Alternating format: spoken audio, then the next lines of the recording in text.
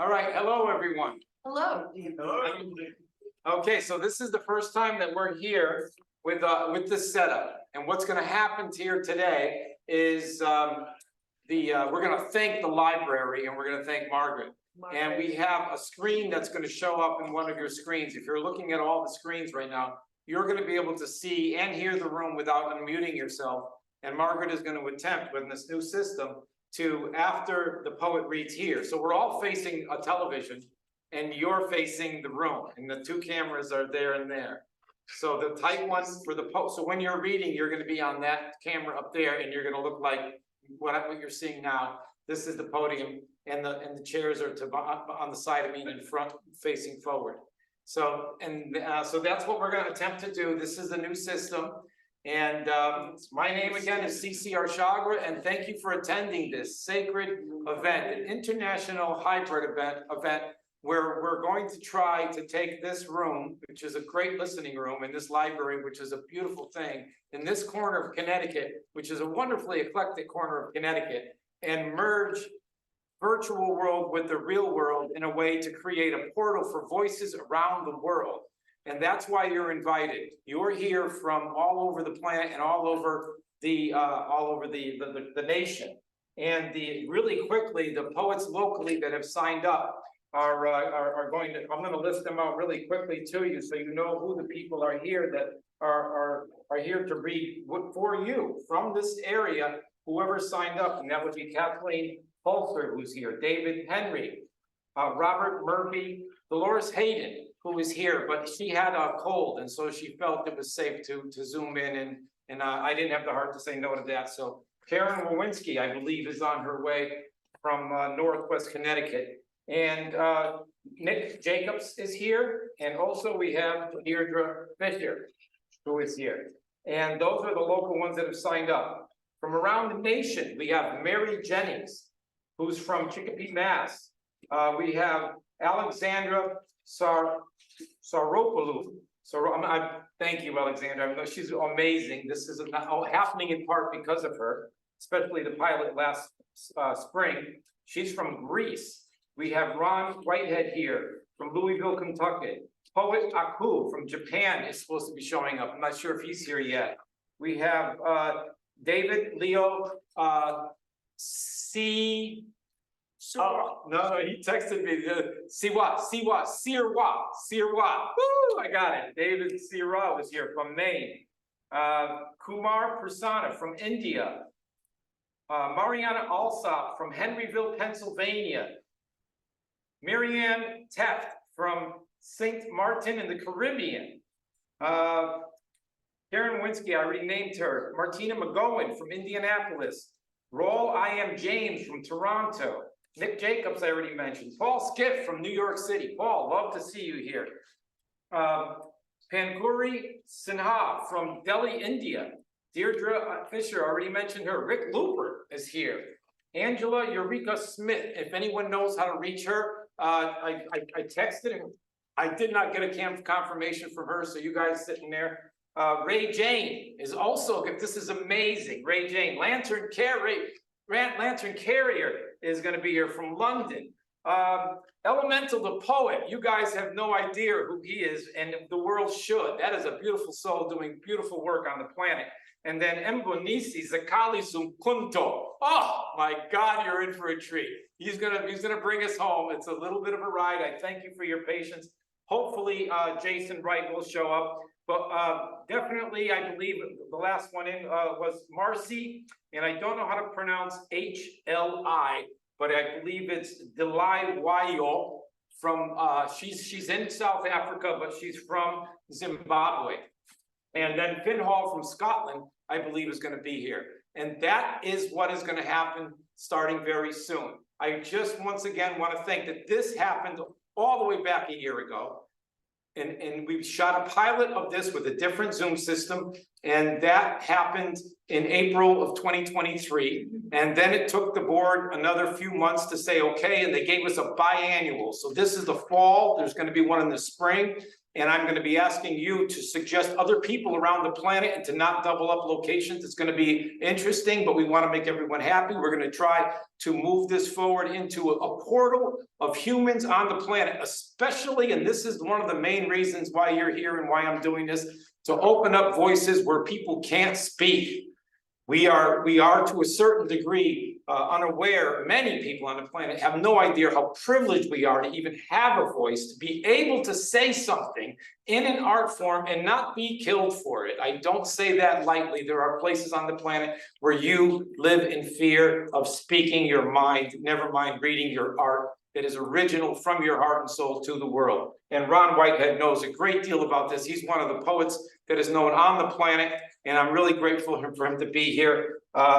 He's the Beat Poet Laureate nationally, internationally, lifetime for the United States. He has lived the life, walked the walk, and he's a beautiful human being. And a lot of you here are amazing, amazing, beautiful people. I don't know if this town is going to realize how lucky they are to have this. And the little local newspaper, which is literally a newspaper, is a newsletter is gonna cover this. He was already here and he took a few pictures. He'll be back to do an interview. I will get your bios and we'll find a way to edit this and get if I can get the video later on. Is that possible to turn it into small videos for you? We're gonna try and do that, and then we're gonna put that information here. So to get the ball rolling, we're gonna go right ahead and start with the first poet. And that first poet is going to be. Yes. Oh, you're right. You're right. I already said that. That's good. Okay.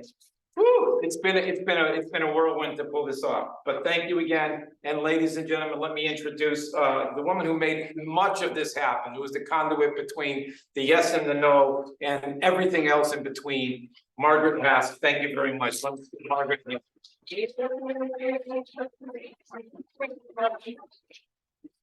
I'm very happy to welcome all of you to this event. And if you would give me just a moment, please, while I make a personal reflection on this gathering. We are a tiny library in a tiny town in a small state. And yet here we all are from around the globe to share our personal knowledge of life in this world, speaking through the power of your poetry. I'm amazed. I'm grateful for your participation, and I'm honored by your presence. Thank you.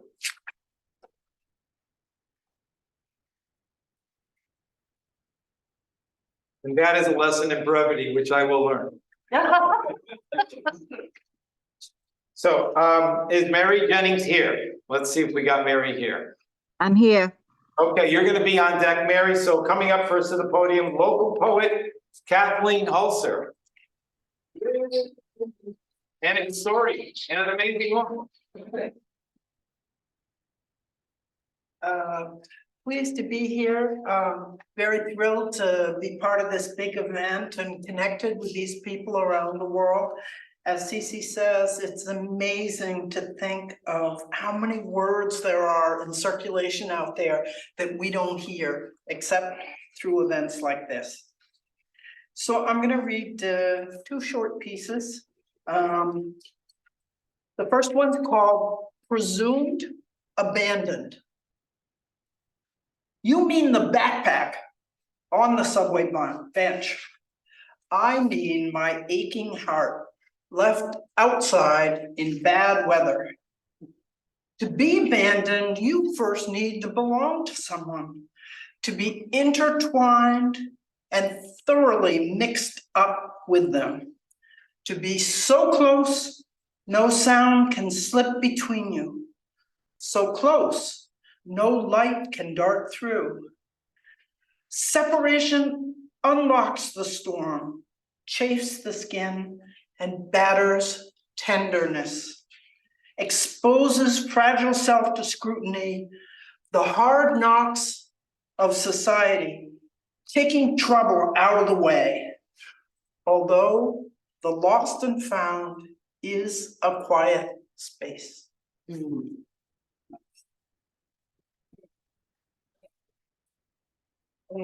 Another short one. I've done a whole series lately on things that have to do with psychic first aid. So this is just one of them, written around the time of Halloween. It's called Remedies. Tea of toad for ruffled feelings. Chamomile for chronic strife. Lusty breeze for frowning thoughts. Cold packs tucked around the inflammation of sorrow. Mushroom extract for heartache. Household remedies for the stubborn wounds whose ragged edges refuse to rejoin. First aid for ailing bonds and limping rapport. Best to apply 2 daily eyedroppers of forgiveness and affection. Thank you. Wonderful.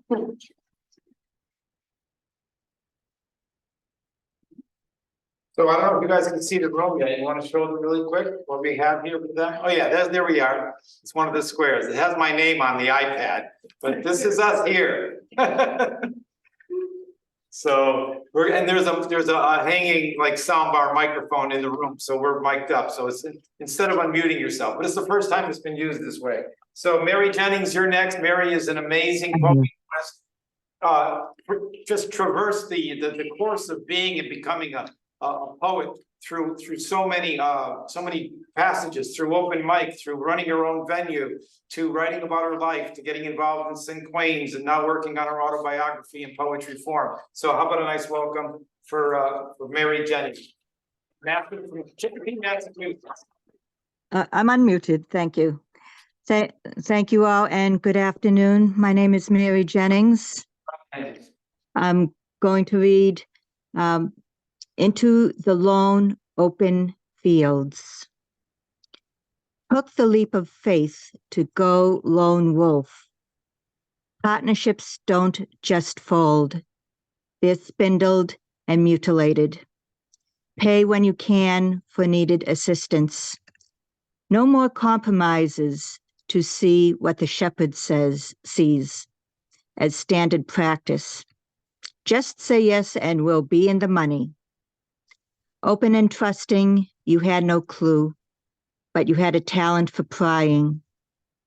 Didn't want to believe there was something to hide, but there it is, behind the false front of a high tower that was just a molehill.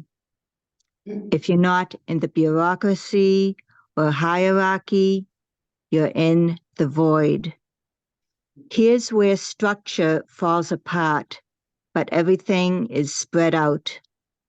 Breathe in the ether of the lone open fields.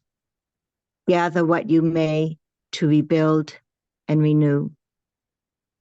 Thank you. For those of you that are venue hosts, take a good listen and invite her to your venues. She's a great poet. Alexandra is from Greece, and she's going to be here with her amazing work that makes Socrates proud. Or is she here? Is Alex? Yeah, she's here. There she goes. I'm here, but I need to share the screen, please. Yes, come on. No, Alexandra, she should be put down. Alexandra.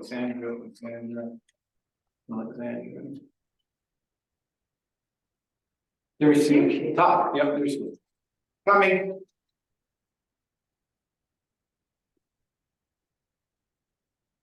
No host is different, but that's right. Okay, I got it. Thank you. Hello. Thank you. There you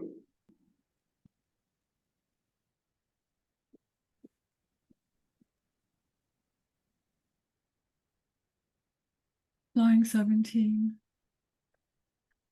This light is mine. It is hyperphysical, illuminating in the golden tenderness of a poetic heart, discerning and choosing amongst inherited traits of Zeusian cultivation and Cronian egoism, along the exploration of an inner dialectic synthesis, indulging and abstaining, desecrating and purging, endeavoring to optimize our emotional mindset, attempting to restore ourselves and our earth from polluting elements. Our burnt terrains, our mountain tops, haloed by rose dawns and rose dusks, bridging the gap between immutable firm ideals and capricious shady senses. On auroral mountain tops, enslaved worms transforming into quivering, resurrected butterflies, goldwing after goldwing. This zone is mine.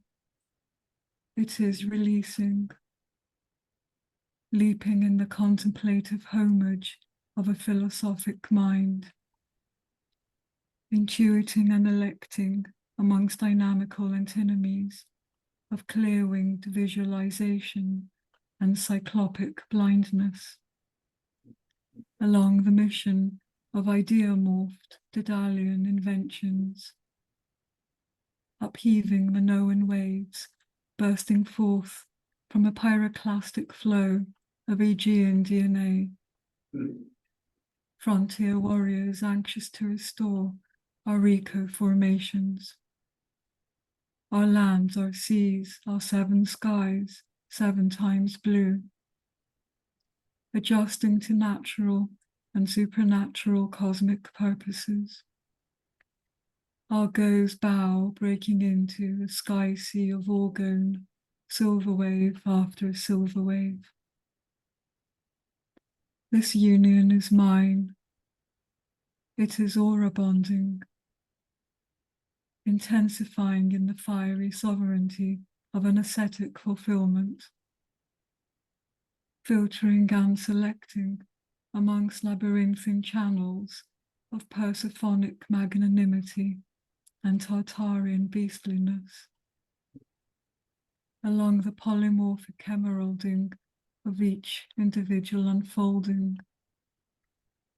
Lion hearts and lion minds, emancipating from lower and middle ranking hierarchies.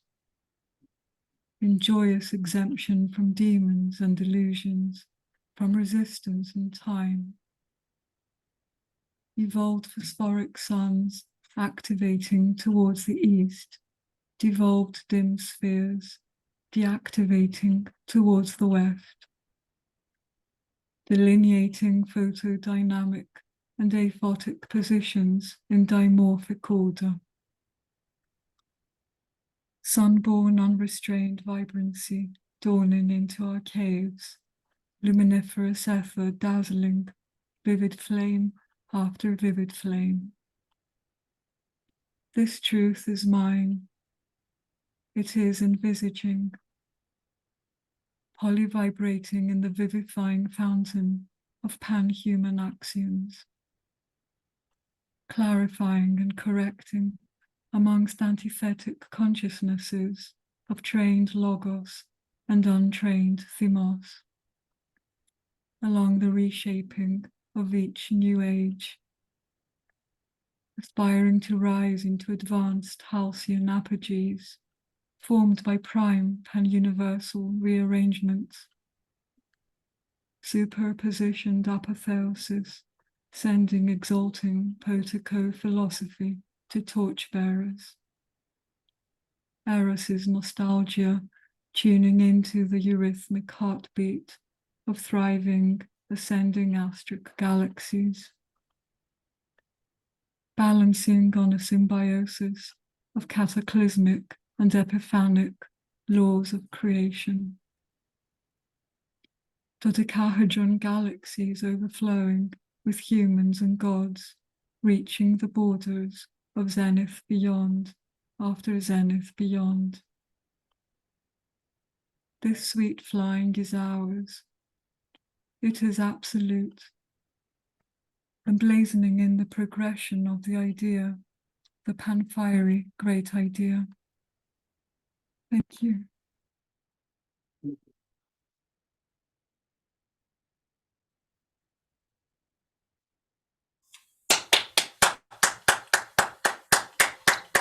All right, beautiful. Thank you. I told you Socrates would be proud. All right, David Henry, local from New Hartford, right here nearby. David has been a strong supporter of all the bee poetry events that have been happening in this area. And I met him about a year or two ago, and he has his own work. And welcome, David, and world. Here you are. Hi, everybody. I'm so honored to be here. I'll jump right in. Ancient decay, biolayers of primordial life forms. Extinct, giant fern frogs and algae beds. Coat by coat, each generation left layered leaves and odd-shaped bodies. Eons of them, heaped in unimaginable time. Thick mats of caked organic matter compost compressed into oil ooze, gases, and coal. Then we, the current continuum species, extract prehistoric biomass, hydrocarbons to fuel our civilizations. We rob deep tombs of putrefied residues, combusting the exhumed deposits in burn-powered machines. The continuous carbon plumes rise in cremation sacrificial funeral fires, pushing the atmosphere balance off kilter. And so the seas rise in anger. Dark skies release tumultuous deluge. Winds react in rotating violent revolutions. Sun dehydrates the land with record heat. Lightning ignites, gusts fan hot flames. Nature acts out, pleading that the deceased remains of ancestral life be left interred.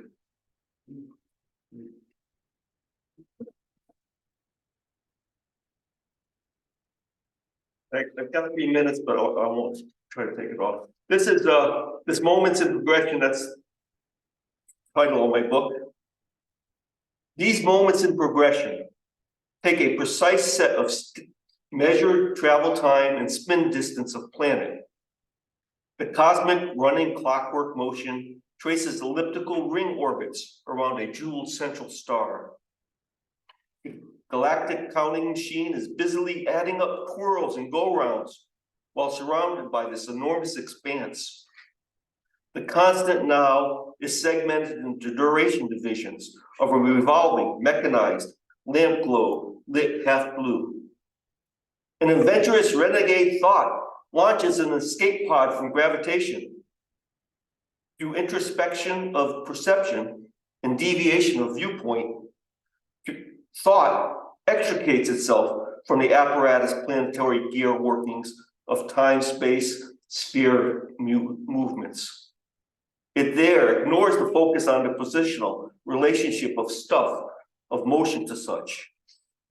Lifting free to float in timeless spaciousness, thought thinks away into a tranquility void. Thanks.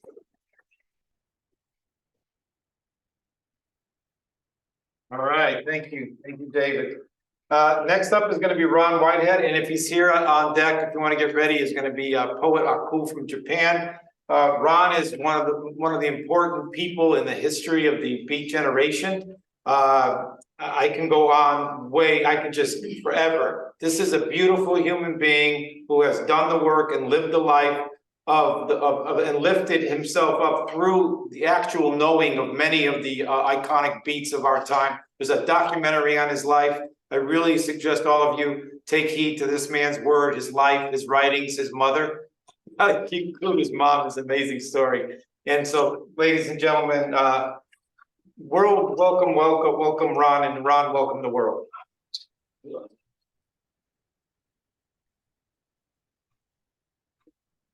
Prayer. Can you hear me? Can you see me? Yeah. Yes. Prayer. Deliver me from fear. Remind me constantly that fear is forever overcome by love.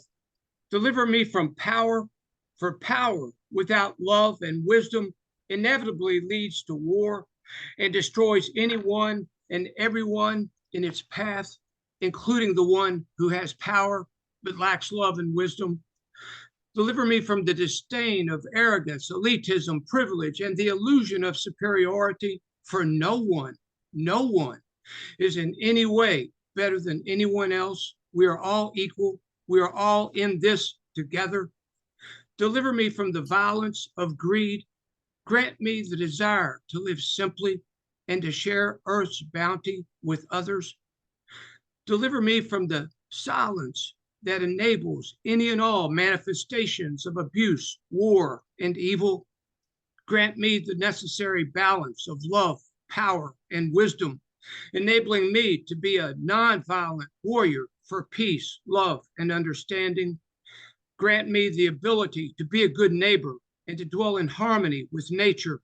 Thank you for the bounty of life, for the beauty of nature, for poems and songs, and for the love of family and friends. In April of 1993, I brought my friend, poet Lawrence Ferlinghetti, from San Francisco to Kentucky for a week to visit, to give a reading at the University of Louisville, where I was teaching and was doing all my creative work and started an international reading series. And it had taken me a year to get Ferlinghetti to come. And he finally said, look, if you'll take me to Thomas Merton's grave, I'll come.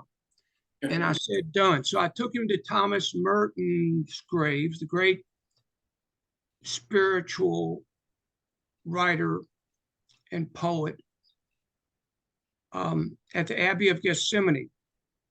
We got the grand tour from Merton's secretary, Brother Patrick Hart. On the hour drive back to Louisville, Ferlinghetti, we had a long conversation. And one thing he said, why don't you bring the Dalai Lama to Kentucky? He's never been.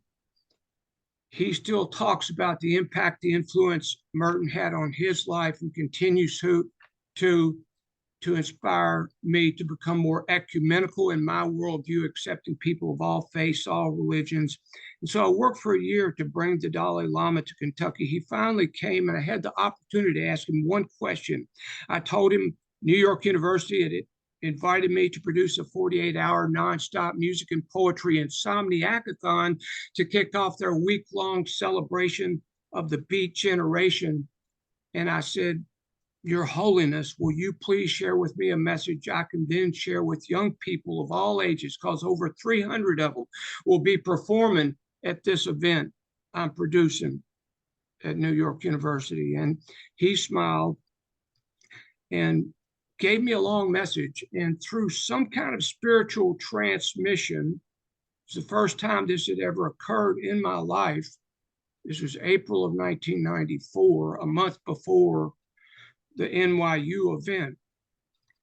All I heard, and this was recorded in an animated version is in this film, Outlaw Poet, about my life, all I heard were the words to this poem, Never Give Up, which the Dalai Lama, after he gave me the message, he came over. I felt like a little kid. I was sitting in the chair, and he stood in front of me. I held my hand up. He grabbed my hand in both of his. He squeezed it and bowed, blessing me and the poem, the message he had just given me.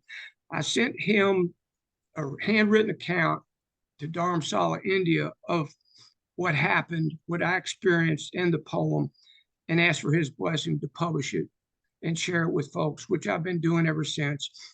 And it goes like this: never give up. No matter what is going on, never give up. Develop the heart. Too much energy in the world is spent developing the mind instead of the heart. Develop the heart. Be compassionate, not just for your friends, but with everyone. Be compassionate. Work for peace in your heart and in the world. Work for peace. And I say again, never give up. No matter what is going on around you, never give up.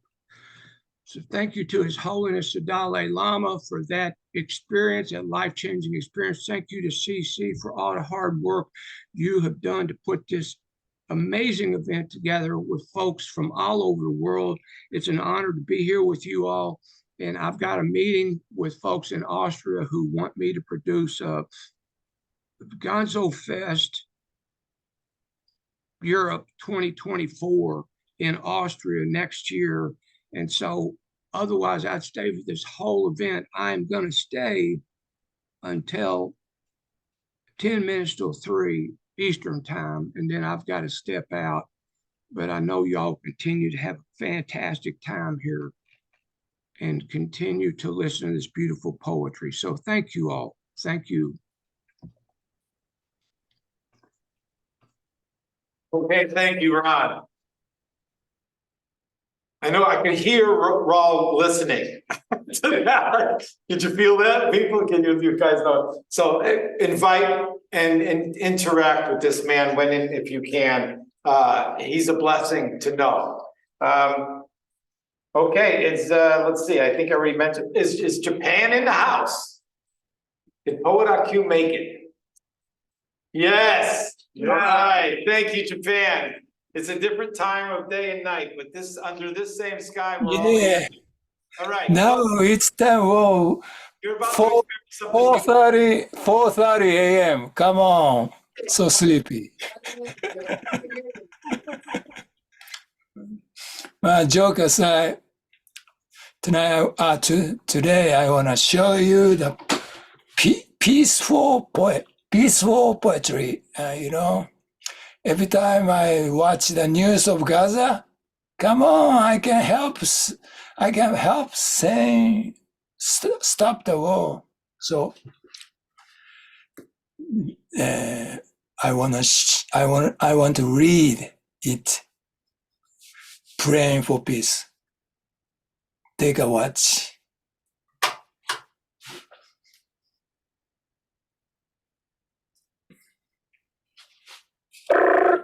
Hello. Hello. I know it's Saturday, but leave your home tonight.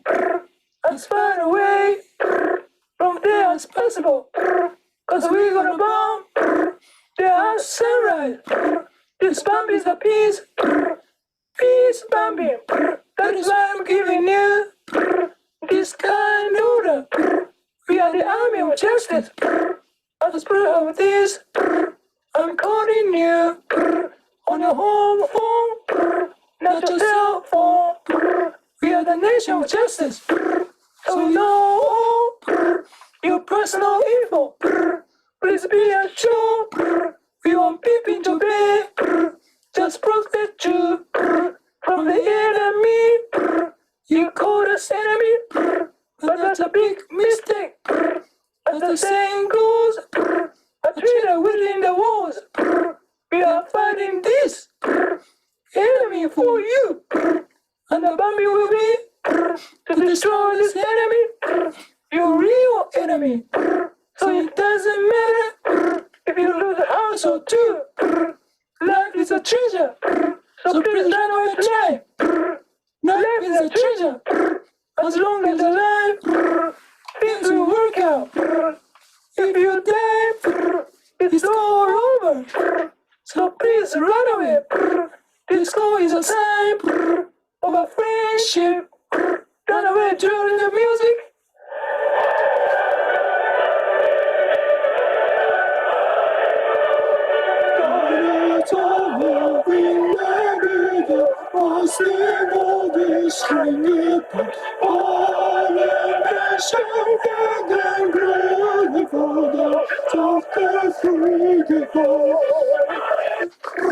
What are you waiting for?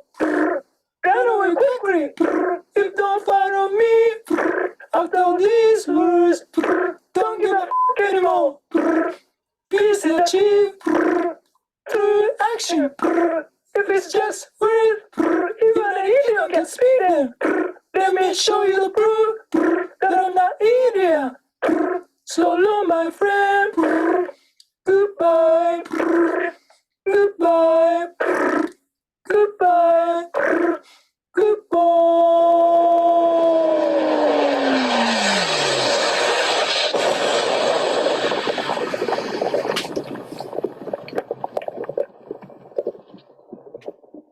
Pray for peace. Thank you so much.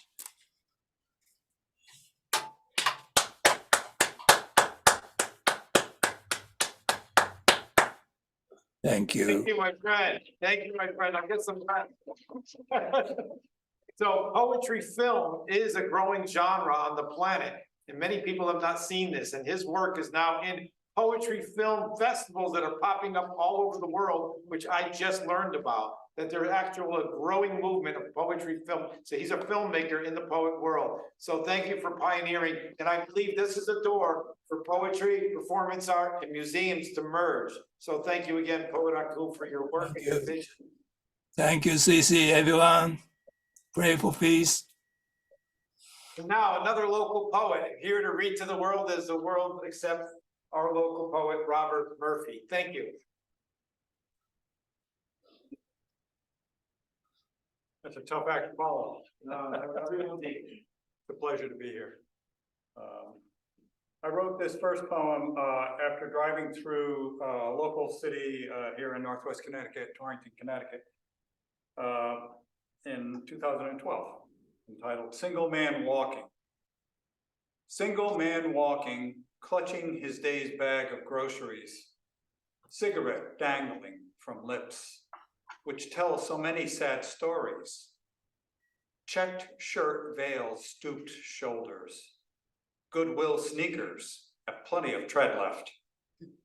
He stands in doorways, paper bag clad bottle in tow, or on church steps sits, ruminating on thoughts of jobs and loves lost, left in the lurch by a life gone south. As night falls, he makes a retreat to his one-room flat to dream of better times to come.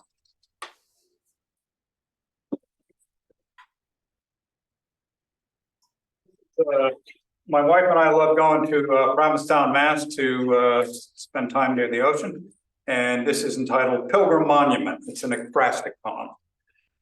Prominent Provincetown edifice celebrates Pilgrim's Landing, harbor signing of Mayflower Compact, directs midday mariners navigating. In 1907, President Theodore Roosevelt laid cornerstone dedication ceremonies by President William H. Taft in 1910. In 3 years, built stone by strong, masterful masons of men. Chiseled granite half-ton blocks, stacked 252 feet, 7½ inches tall. Makes the 60 ramp climb to the top daunting for tourists, large and small. Designed in the vein of Torre del Mangia in Siena, Italy, by contest-winning architect William T. Sears, including 8 demonic gargoyles, which peer down at you with sneers. There was Jonathan Thompson's rescue, one unfortunate late 60s night. He'd scaled the exterior bronze strip to the top, took a team to pluck him from his plight. A 6-foot-tall Bill Evall, white line monument print, testimony to colorful perspective, graces Skipper's parlor, simply magnificent. And my last poem is one that I just wrote last week after attending a very wonderful poetry workshop with a local poet, Sally Van Doren. She asked us to write a poem about the first color that we remembered. This is entitled So Blue. I looked up from my wicker baby carriage to see the blue of sky out its saucer window, like the blue in my Irish father's eyes. Later realizing my eyes were as blue as his. That deep blue that reflects in a pool, as deep as the psyche hidden beneath, revealing cruel and forgotten memories, which float to the surface of consciousness. Could he not see his blue eyes in mine as he beat me before the entire family over a few teenage beers? The taste of red blood betrayed the blue. Thank you.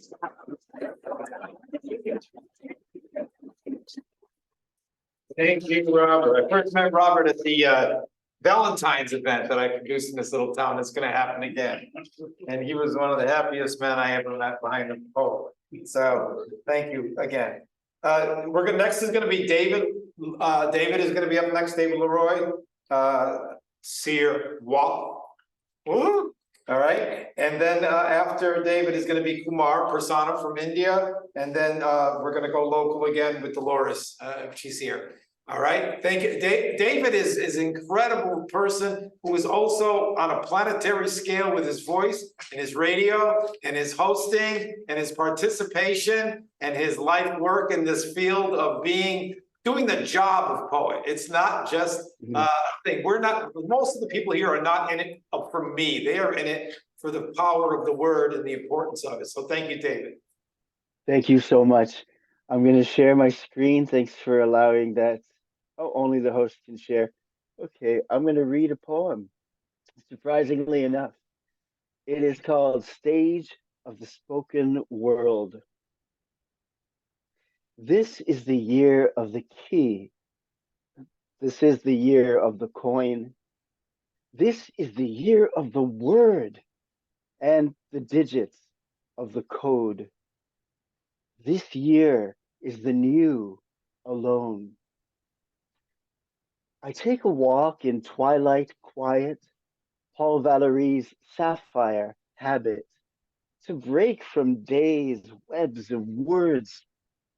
At times I flow with time, or stride forward while my mind stares behind. Memory wears a necklace of knives, each one meant for a wound of mine. In a disappearing dream I hear, I recommend getting to know the souvenir. But the persistence of time perpetually frees me from history, moves me into new, minute minutes.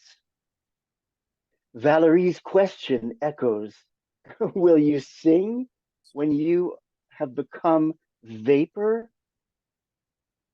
I want to chant at all the changes of our day, dawn, noon, dusk. Midnight walks toward me. She never changes pace, the sorrows of my changing face. Who called to me from each myth of earth? Echo of my first song of mirth.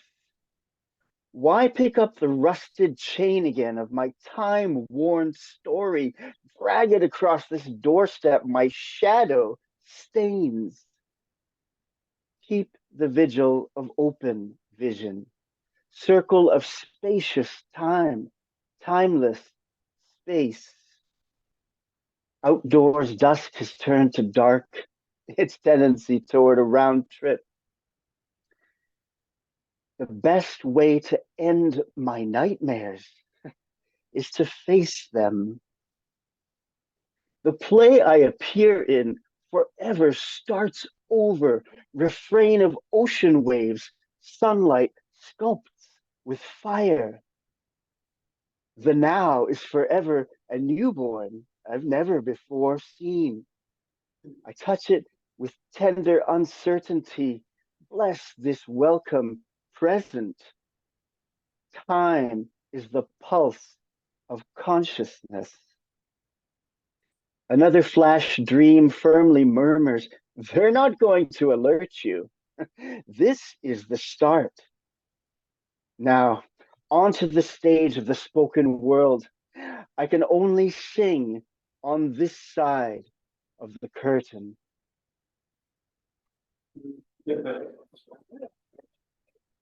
Thank you. Truly amazing how many genres poetry can include. You got a little bit of play, you got a little bit of poetry, you got a little bit of theater in there, you got the audience, you got the curtain, you got the stage, and you got the song all in one poem.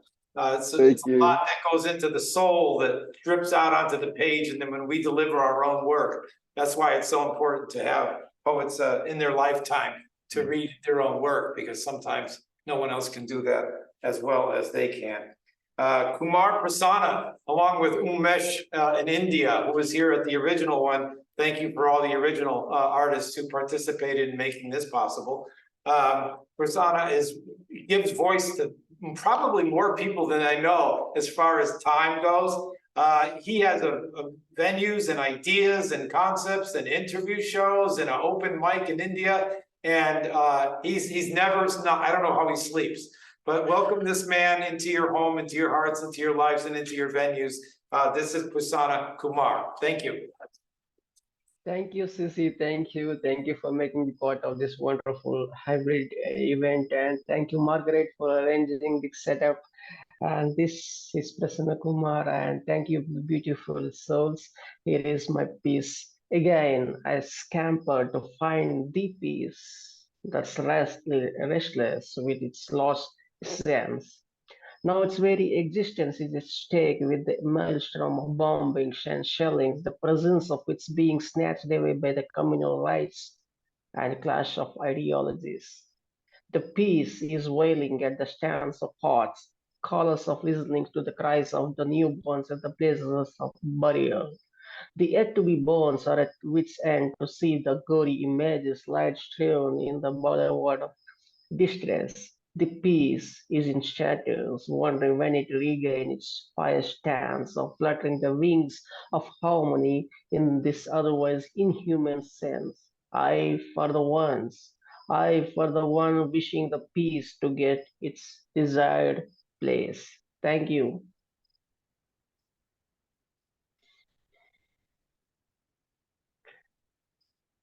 Thank you very much. You're an amazing man. Thank you, Pankaj. He has this, I don't know if you're still doing it, but you have this one thing where you actually just say, pick a day and pick a time, and then you give them the screen, and all of a sudden you're going live on Facebook for half an hour and it's just you. And it's the host, no announcement, it's just like, boom, you got a half an hour read. So if you're interested in that, get in touch with him. I don't know anyone else that's doing that particular model. And the number of people that he's put through that little window is mind-boggling, giving you a voice. So and you could just invite yourself almost. It's a beautiful thing. Dolores, are you here and how do you feel? I'm here. All right, you're next. Welcome, Dolores. Dolores is new to me, but not new to Cornwall or the library. And thank you for sparing us, although I would have no problem breathing your air. I'm a fan of bacteria. So she's the beautiful thing about today, yes, she is an educator, and yes, she's from Yale University. And yes, she's an amazing poet and she has her published work, but she is here with us. And that is one of the reasons we are here. David and Henry and myself, who have come up from the ground of life, and now we're poets. And then we're all on the same level, like Ron said. So I want to thank you for being a part of this. Thank you, Cece, and thanks to the Cornwall Library for hosting this event. I'm going to read the title poem from my book, Exuberance. It's set in the world of aviation around 1910 to 1925, poems in the voices, many of them early stunt pilots. And this is the title poem, Exuberance. Exuberance sips bootleg gin from a garter flask with a ruby monogram, E. She wears a red dress, one size too small, eyes wide. She flirts with everyone. Dares Lincoln Beachy to run his tank dry, ride a dead stick all the way down. She watches Ormer Locklear climb out of the cockpit 200 feet up, tap dance on his upper wing as the houses of honest families with their square fenced yards slide below his shuffle. An oval pond winks in the sun like a zero. Exuberance is a show-off like Ruth Law. She speaks French like Bessie Coleman. These aviators predict every American will fly. Exuberance believes everybody ought to be rich. She gets stock tips from her manicurist, call loans from her broker, buys radios, Seaboard Utilities, Sears, orders shares in investment trusts. Why not? Chain stores keep multiplying. Cars, trucks, planes, houses. This nation is all about growth. growth and leverage. Look at the skyscrapers shooting up.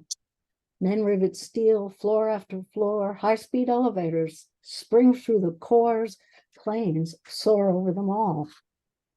Exuberance travels constantly. She owns land in Miami, Miami Beach, Coral Gables, Palm Beach. She trades binders on lots 5 times over. Befriends a Mr. Charles Ponzi from Boston, who's raking in a bundle near Jacksonville. Prices for sand and palms are sure to rise. But how do we know when exuberance has unduly escalated asset values? Wall Street is wing walking. Call it barnstormer capitalism.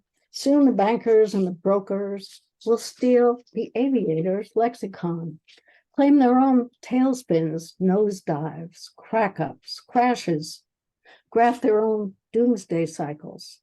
Wonder how everything blue sky stayed up so long. Exuberance buys more stock on margin. Volume runs high. The ticker tape can't keep up. Higher, higher. Thank you.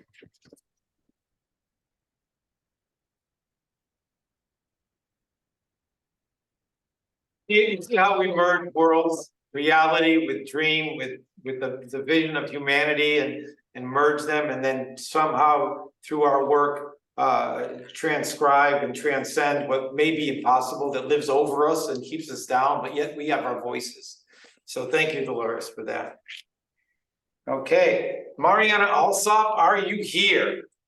This is an amazing poet who just blows my mind. She is a part of, are you here? Yes, I believe she is. Somewhere in there. Is Marianne, let's see. Marianne Yeah. Telft? No, different one. Yeah, there's more than one, there's more than one M here, that's for sure.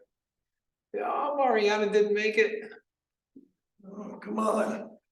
Paul and Paul, you know Mariana. If you want to get a hold of her, tell her we're waiting on her. All right, we're gonna move on. She played a role in The Word Show, along with Paul Skiff and Zoom Kondo, which is a podcast of poets, free speech, just talking live, transcending the impossible with just communication on an open forum. It's never been released, but that's amazing. So The Word Show, if I want to throw that in there, is something that Mariana was a part of. Next is going to be, we're going down to the Caribbean now, internationally.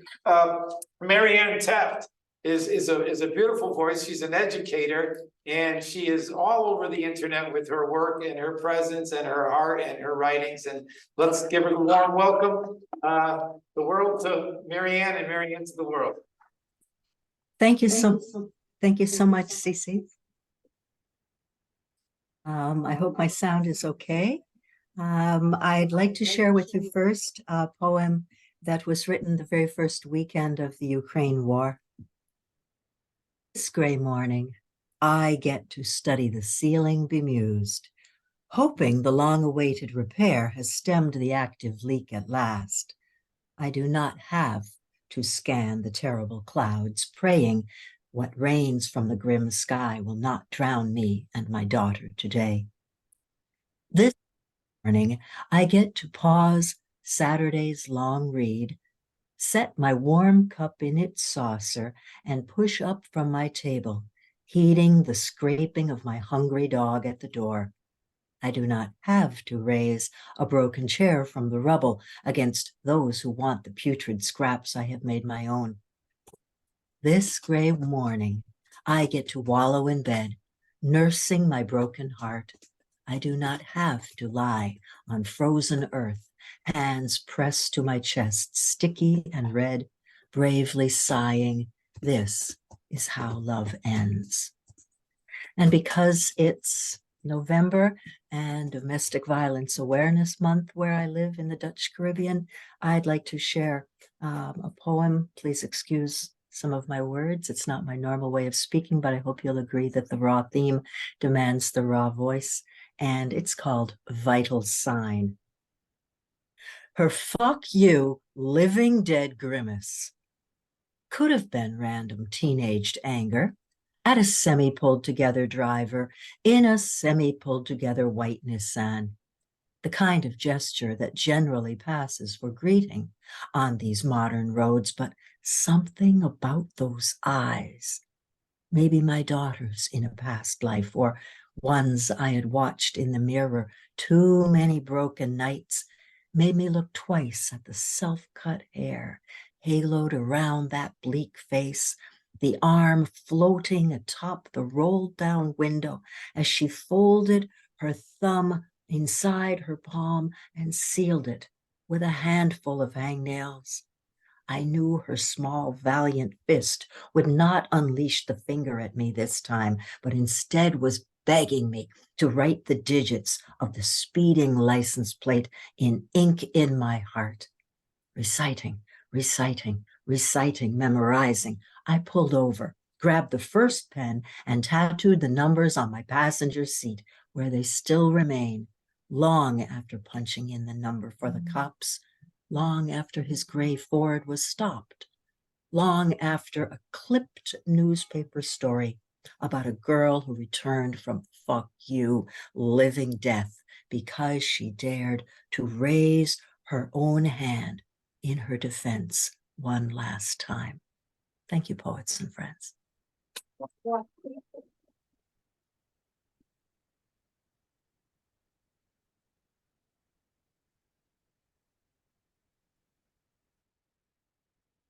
Something on my phone got past the silencer. How about that?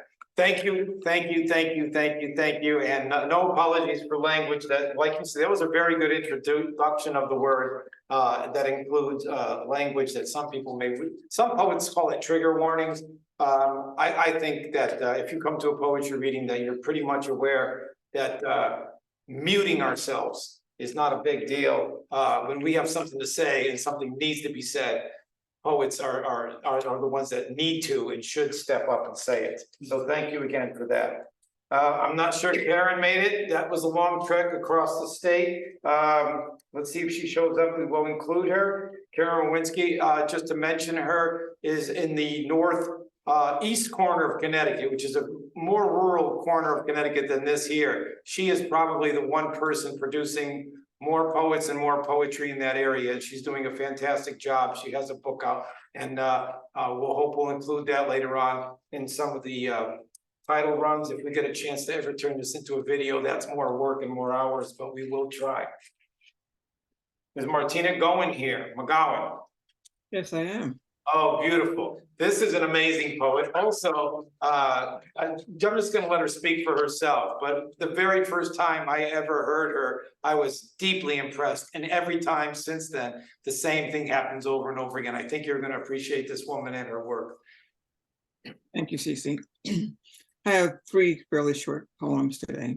The first is an elegy for Eve and the rest of us. In this version, the serpent dons his light, how like a gentle lover he croons beneath the pale moon, world still birthing around this child of heaven, newly risen, still too young to know time will change everything. Soaking in this new thing, life, so little time before the disaster of knowing comes, before the angels come barring the door to a brighter world, where apples fall to earth, unpoisoned, uncursed, and I, Eve, am still your beloved child. Next is called Not Lost. We stand watch over lives taken, not lost, needing the language to make it easy on the ear, easy on the tongue, easier to swallow whole. Invisible chains binding us together, greed and vanity no longer concealed beneath the flawed cloak of justice. Is it chance or destiny that some lives are important while others merely fodder for bullets, pointless wars, victimization? Lives not lost, not carelessly misplaced, not dropped like a half-forgotten note in the back pocket of your favorite jeans on wash day. Lives stolen from other human beings. Original sin never far from our hearts, conjuring up fratricide and genocide. Sequestered by a careful consideration, early sell-by dates stamped in utero, abominated, abridged lives condemned, especially for those who do not look like or talk like or act like or think like we do, or for no other reason than those lives simply do not matter to us. And the last is A Sweeter Song, the anchor poem for my new book. A Sweeter Song after Etheridge Night. You ask for sweeter songs, better rhymes and lighter melodies, but my poor heart cannot comply, for the truth is all we have on offer. Promises of light-filled days remain empty, lasting happiness in short supply. Islands of joy, contentment sinking in seas of setbacks. I too dream of fresh breezes caressing my face, walking white sands, chasing waves, wallowing in wildflower fields, toes dipping carelessly into cool creeks, basking in moonlight beneath a blanket of stars. Awaiting the opening of asylum doors, co-signing my sluggish freedom, anxious to release the sorrow, the heartache, and watch them float away.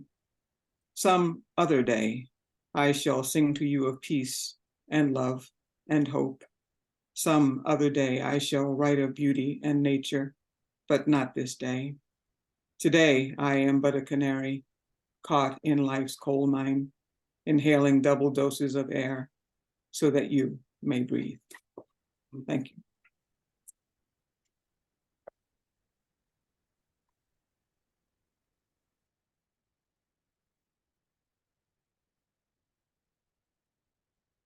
I was right about her, wasn't I?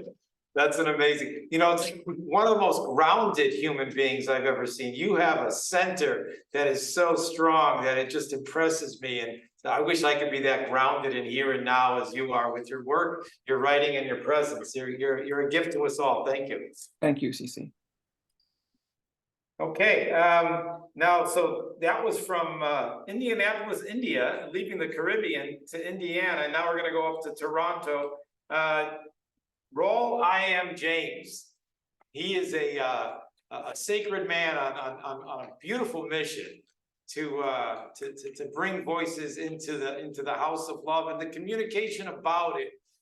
He has a platform, he has his work, his writings, his presence, his reading, his voice. You're gonna love this man. I do. Raul I. M. James, welcome aboard.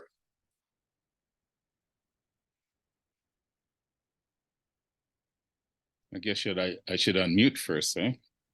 Blessing poets, good to be among such a gathering of humanity. I'm honored and humbled to be here. Thank you, Cece, for your work in bringing this together. I was glad to be part of the first one. I've got two pieces to share.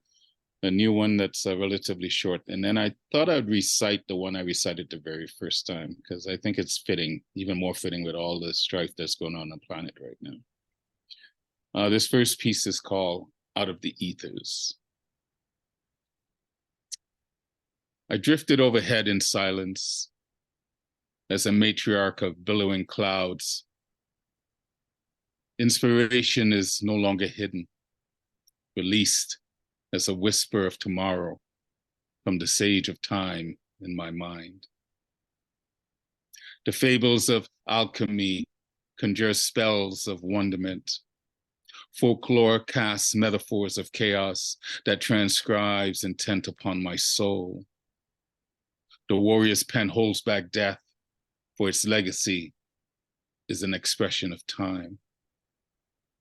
Naked in all moments, no longer a prisoner to the hands of time. I am the resonance of unspoken dreams, the golden memories of life's myths, as I embrace the creativity that surrounds in this symphony of the light and dark. End of piece. And then this piece I'll leave you with, excuse me. As I said, with all the strife that's going on, and all the wars, we've been through this many times in our history, and I too would like one day where we don't have wars, but I'm not sure if that's possible. Maybe if we change our mindsets and we get past this myth that there's many races on this planet, there's only one race, that's the human race. This is called Rainbow Culture. Testing, 1, 2, 3. Is this thing on? Are you listening? It is my hope that these words paint a picture to inspire a melody in your mind as the heart beats to the tribal flow. I invite you to listen closely. The diversity of our humanity can be found in our galleries, museums, libraries, science centers, halls of learning. Since you are listening, let me pose the following. What is culture and how does it define us? Are you still with me? Is it the art that hangs on walls, the songs we sing, the beating of drums that stir our ancestral energies?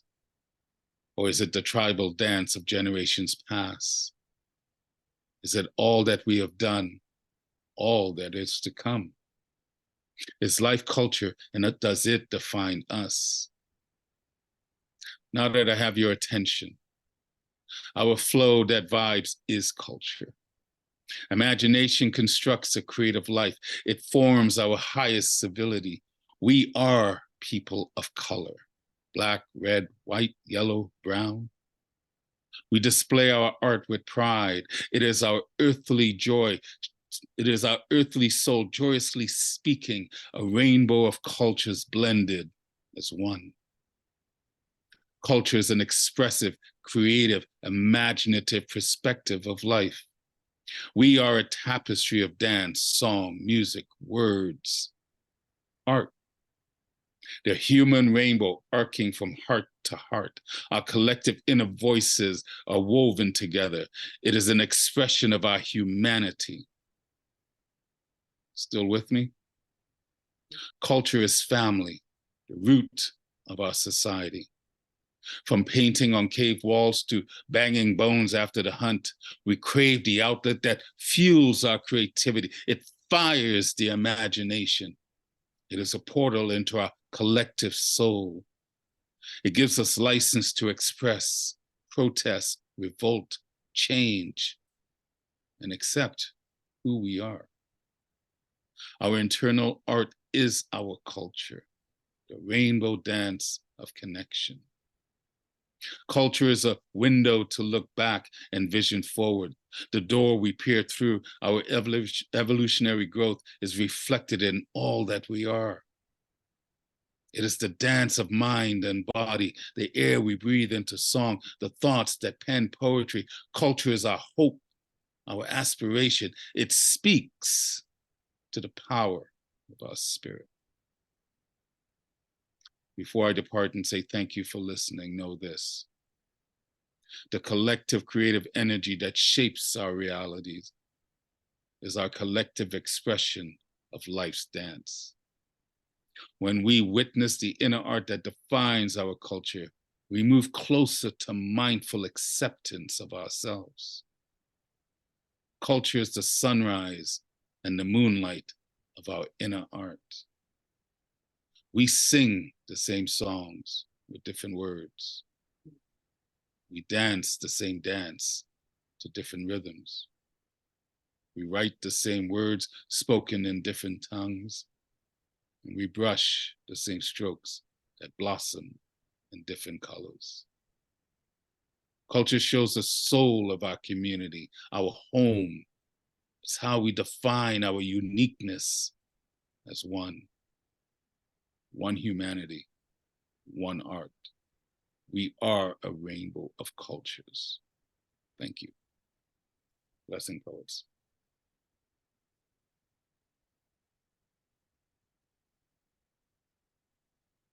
Thank you, my friend. Thank you, my friend. And he does amazing work. He really does, with his life and his passion, and he's constantly trying to put together voices in a room and have these conversations at the edge of what is conversation.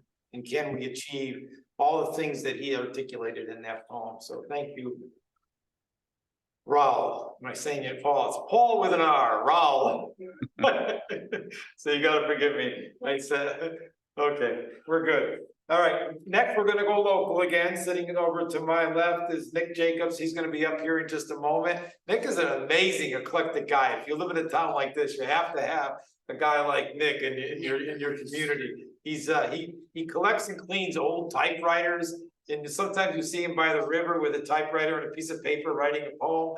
And then he goes to the flea markets and he's a knife sharpener, which is a eclectic thing. He has a beautiful radio show, one of the best radio stations in the world, WPKN, down in New Haven. You gotta die, somebody's gotta die to get a spot on that station. That's a great show. So let's just welcome up, and then we're gonna go to New York. Paul Skip, you're on deck. You're gonna be amazed by Paul's work. And then we're gonna go to India, and then we're gonna go back to the room to Deirdre. So stay tuned. We got more going on. Thank you, Nick.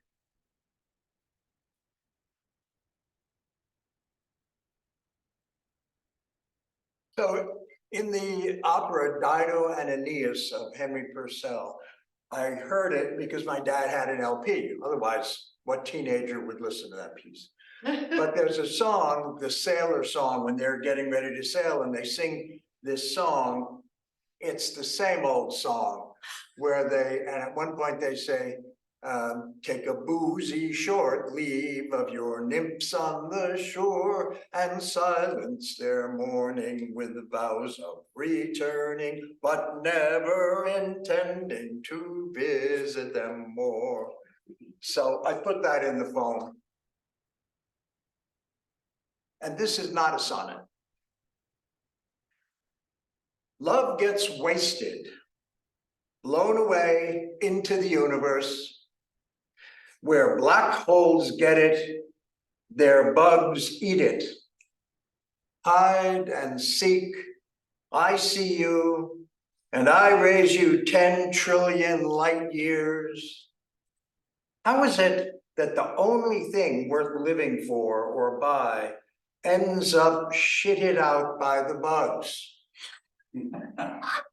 Slain, I lived for you, love. Is it all a sham or a child's desire for an ice cream sundae, vanilla ice cream sundae of hearts and bodies with butterscotch sauce and real chocolate bits and a cherry on top? Chomp, chomp, chomp, glump. The big baboon eats it up and sobbing bears his cavernous cracked open chest. Is this fool's birthday of life, love, liberty, and the pursuit of crappiness? A howling of vastness, sobbing at the speed of light, past all the stars lining life's lungs. When there are no more birthdays, only a death's helly days, how infinitesimal will this spaceman get? So if this divine disease goes along with me, does it contribute to that vast library of nothingness where hearts don't beat, a spermatozoa don't dance, laughter chokes, comes don't go, cracked eggs darken the cosmos? Puffed up like a plastic gorilla in my birthdays, I want love. Need to give it away. And away, fellow sailors, away, your anchors be weighing, time and tide will admit no delaying. Take a boozy short live of your nymphs on the shore and balance their mourning with vows of returning, but never intending to visit them more. All our love becomes nothing and everything, all at the same time. Thank you.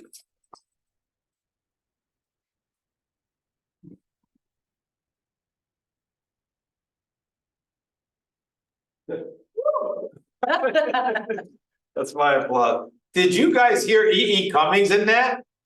Have you ever listened to E.E. Cummings read? I have never heard another poet read with the notes of E.E. Cummings before. That I just listened. Love that. That's I just listened the other day to about 3 or 4 pieces read by E.E. Cummings, and there were 2 or 3 spots in that poem where he really hit the notes. And speaking about the song of writing your words down, having them come back to you, and then reading them because you are an observer of life. You are an observer of poets and words and behavior in your time. That is what this next poet does better than almost anyone I know. He's an incredible synthesizer of everything, and he puts it into, I love the way every poet here is their own being. There is no competition in the art of being and becoming a poet. And Paul Skiff, you're a wonderful human being, you're a great writer, and welcome aboard, and let's see what you got for us today. Thank you. Hi, everybody. Test. Just want to make sure the audio's working. I'd like to really thank Margaret and the Cornwall Library for putting your resources towards creating this action space. It's really the ideal of the Community Cultural Center gone global, and it is a huge lifeline for people these days. And I want to thank everybody there at the library for turning out. You are, really the seed bed of community. And thanks CC for all the work he did to make this happen today. And great to see all my friends and poets here. I cast for the laughter of your spirits on these days that are so bitter for so many people. I'm just going to do a couple, 4 or 5 very short poems first that are based on cliches. So to transgress the propriety of good writing, let me get this up on the screen, and then I'll do a bit longer piece. If time is money, why is it not possible to withdraw yesterday from my bank account?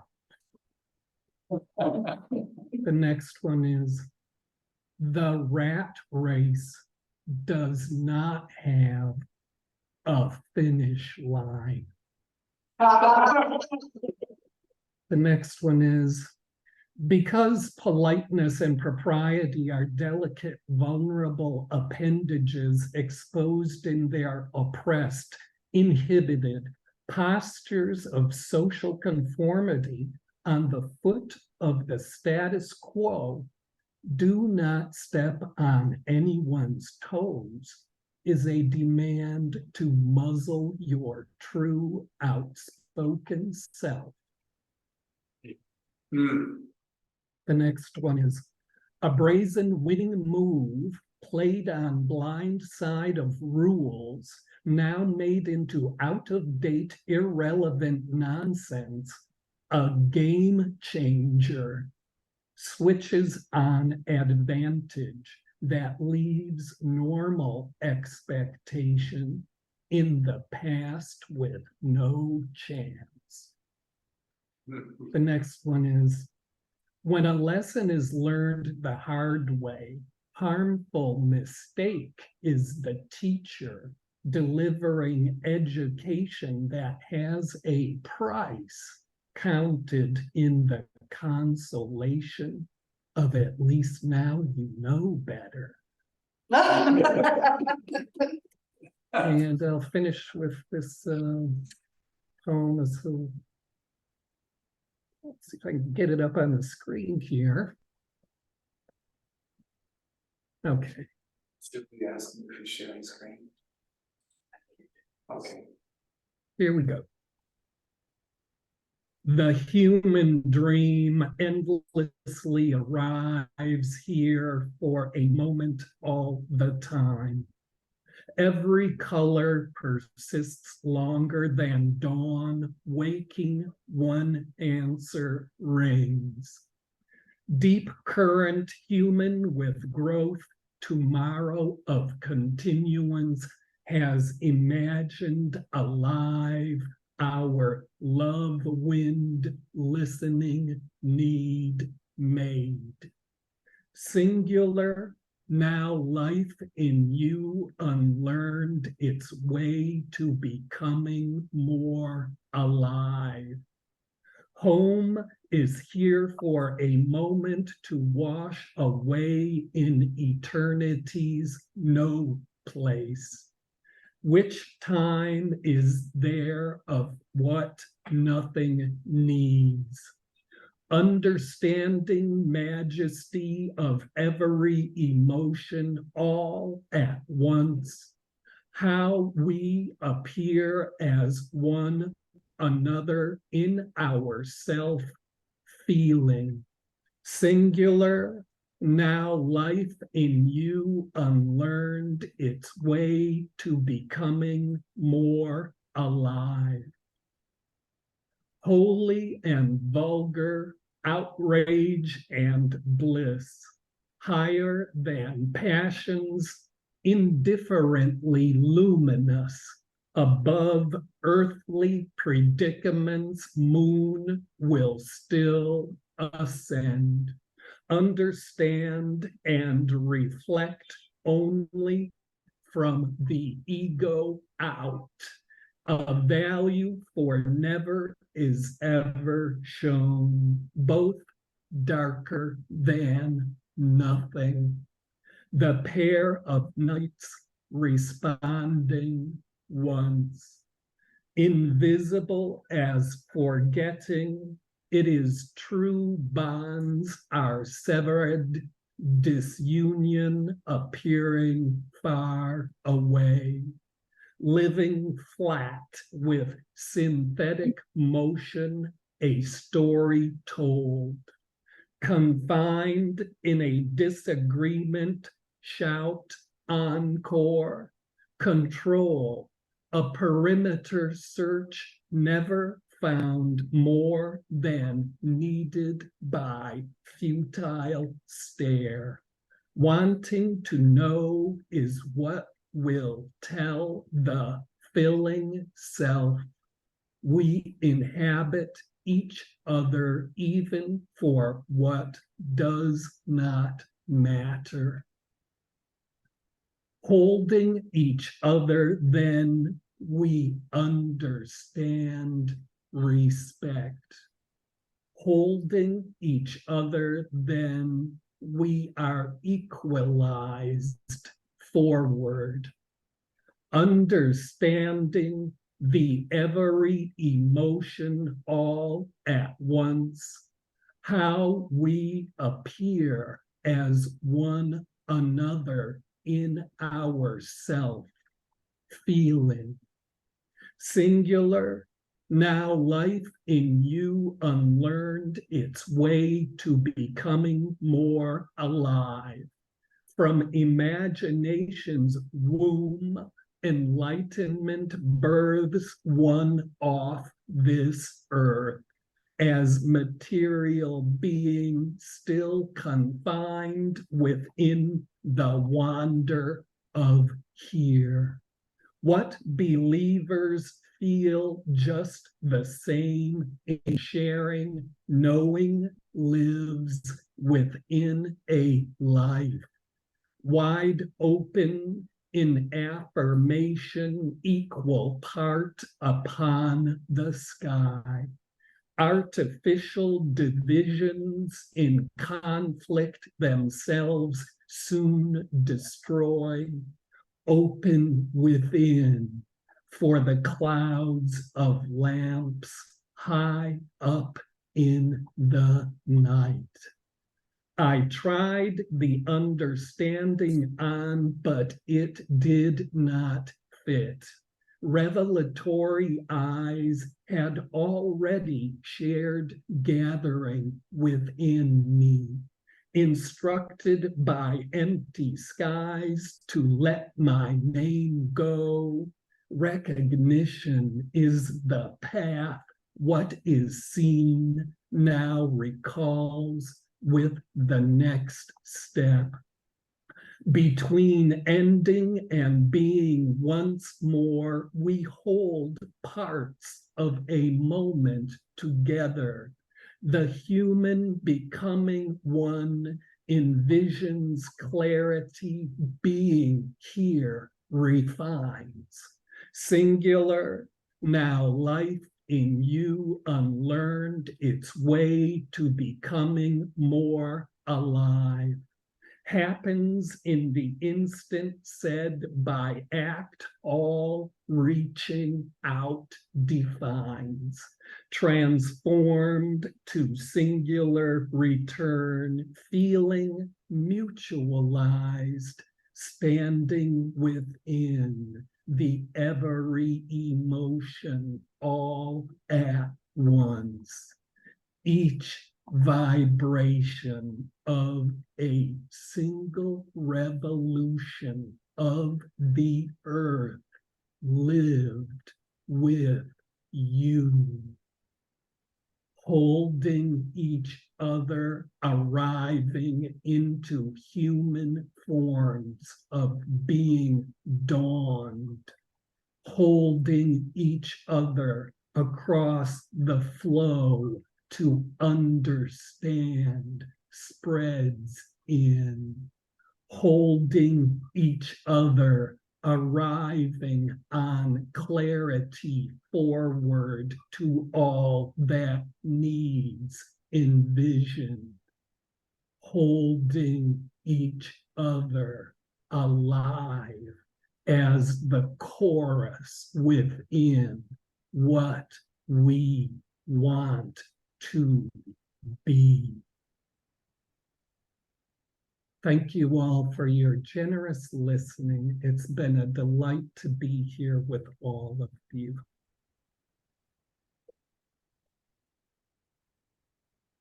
Paul really deserves a place on the back of your mind because he writes and reads past the place where I'm listening. You really have to let in the paint and let the images. Very few poets can sort of scribe inside your mind, and then in order for you to hear it, you have to listen inside yourself to really get what the amount of information and the beauty and the moving pictures that he gives you. He's a very, very unique writer of all the writers that I know. And now we're gonna move out, so thank you again. Beautiful man, thank you. We're gonna move over to India now. Is Pankori here? Let's see if she's here. Yes, sir, very much so. Beautiful, all right, I hear you, I hear you. Let's get your, wait for your screen to come on. Is she here? Yes. Can you hear me?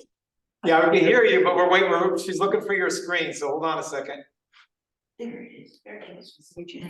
There you are, yay, okay, hold on. Okay, yay! All right, let's see you and hear you now. All right, thank you very much.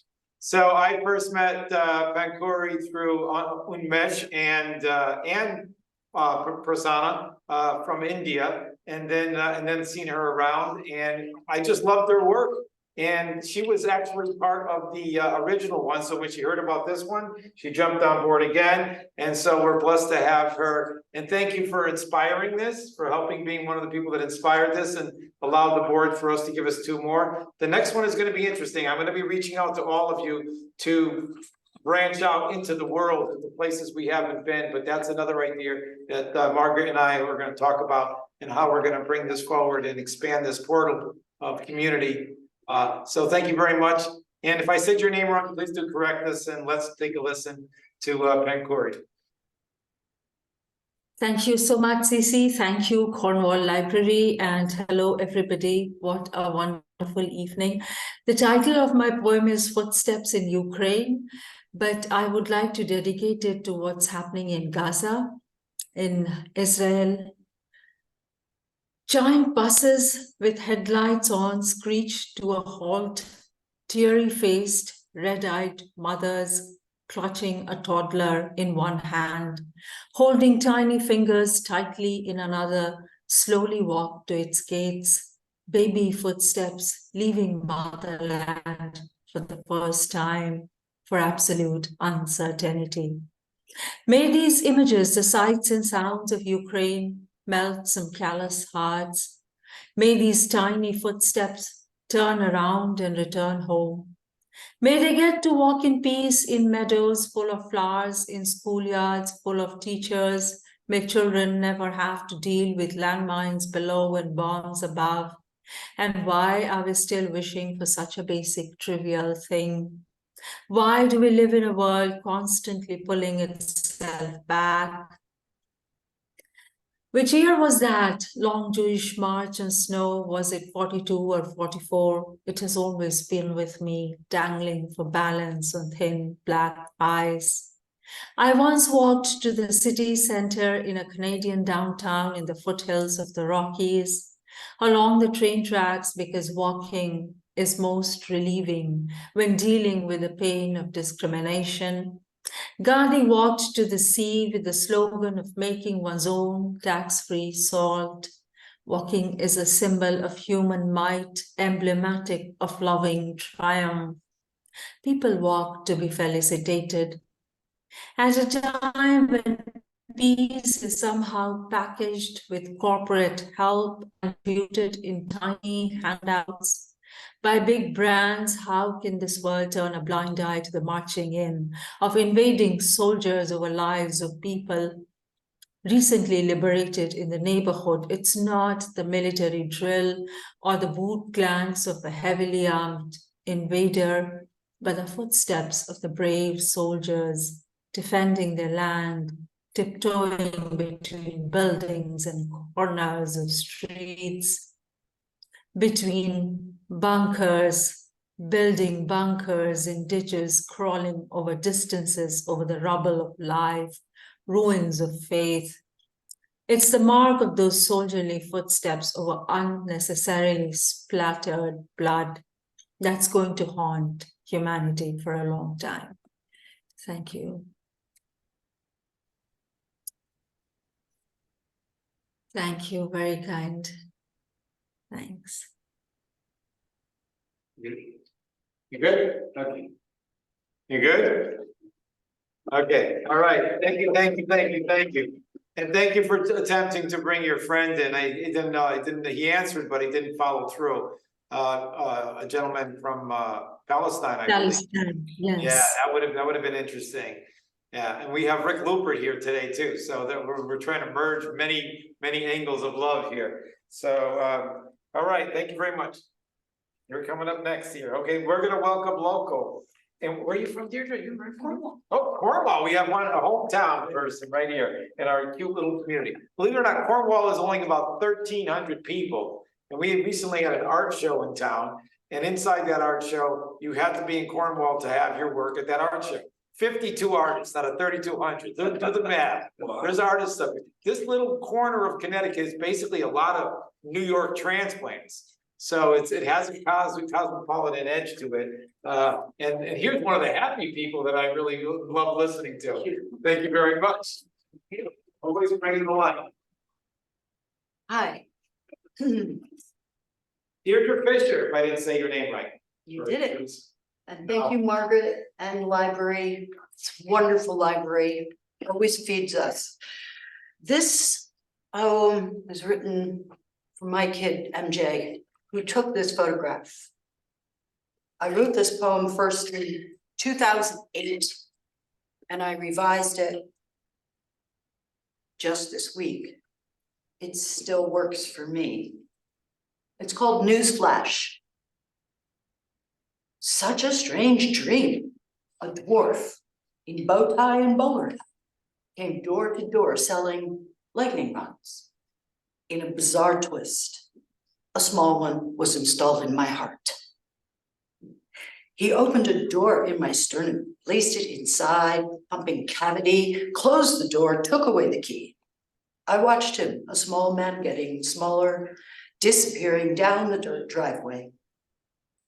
The tiny object provided a direct path to the ground of my very being for sudden surges of sorrow and rage, the raw power of high voltage newscasts coursing into my heart, full force, searing the tender flesh.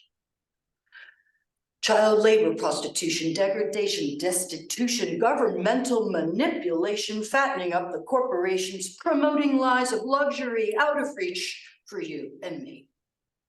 Funny thing, I thought he'd said lightning. God.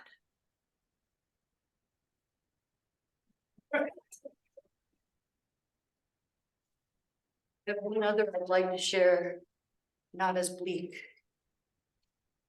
And it's called Water Lessons. Consider the perfect stillness of an icicle.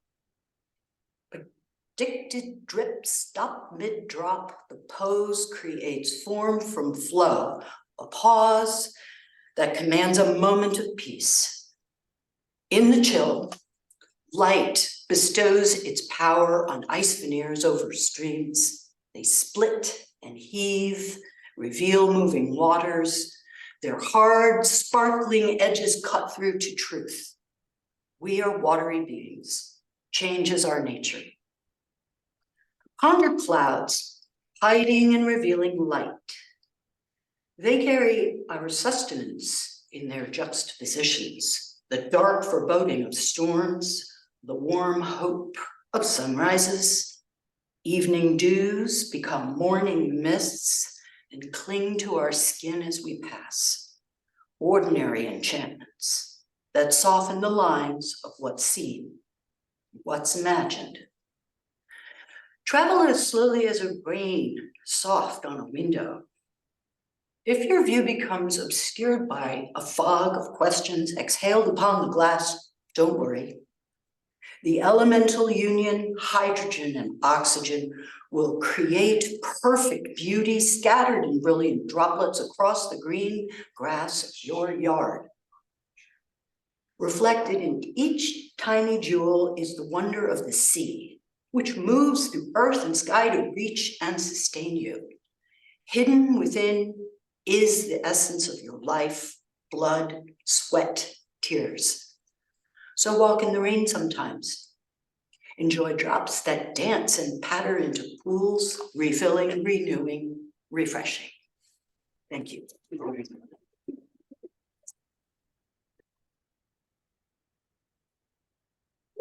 amazing.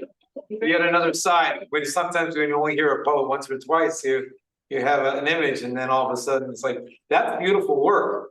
For poets, I mean, you could be blind and see that move. That's beautiful work. That's really beautiful work. And now, a dear friend from California, who's a very funny man, but you wouldn't know it because he has a brilliant dry humor. And he hosts an open mic, and he's brilliant at hosting. It's the art of hosting an open mic. He's one of the stellar artists in the art of hosting an open mic. He does it. Every one of it. The hosts of the open mics have their own voice and their own style. But there's something about Rick that he really takes care of this community, and yet he's his own man too at the same time. And he has all these. His mind is quick and witty and brilliant, and his writing and his passions and what his concerns are, and he makes no apologies for where he goes, where he comes from, and when he cracks a great joke. So thank you very much for being who you are. Good Cooper in California. Thank you, Margaret. CC, it's great to be here. Thank you for putting this together. A lot of work went into it, and I appreciate that you're trying to gather voices from all over the place. That's really cool. Thank you, Cornwall Library. It's been a dream of mine to read poetry in Connecticut, and I think that this counts. I'm going to read 3 short poems. This is a new one that no one's ever heard before. I haven't even read it yet. It's about living here in Southern California. It's called Valleys. I've lived in all the famous Los Angeles valleys, the San Gabriel Valley, where it all began, if you're willing to agree that life begins at 14. I felt like a traitor when I left, but the radio station I worked at wasn't willing to relocate to help with my ennui. The San Fernando Valley, the one so famous people ask for its autograph when they drive through. I wanted to give tours of Van Nuys and tell people where all the things happened. This is where there used to be a lake, and now they park their cars before going in the leftover buildings for a long day of making beer. This is where they used to make cars, but now you can see a movie or buy a sweater there. I wanted to start the Van Nuys Review, but then I moved to the Santa Clarita Valley, where the politics are not as fun, but the views are nicer. You can't start the Van Nuys Review if you no longer live in Van Nuys. No one will take you seriously.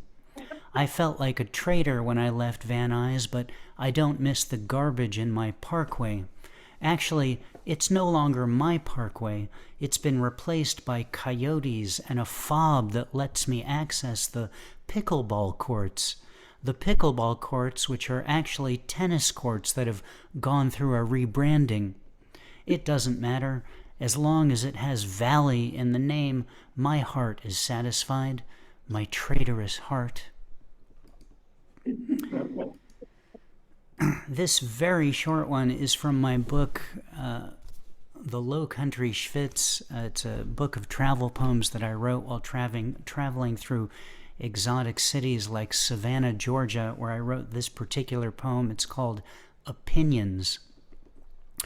An open-air trolley rolls by, and we overhear the guide say, "This is the most beautiful residential street in the world." "That's a subjective statement," I yell towards them, and feel really good about what I've accomplished here. And finally, I'm going to read a poem that I just wrote for this week's Torah portion. This is responding to texts that would be read today on Saturday all over the world where people read Torah.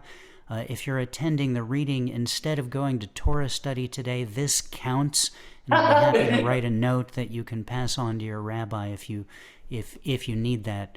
It's a struggle to write every single week a poem responding to the text, and invariably it's influenced by things that are going on in the world. And that's the case here. This responds to this line of text.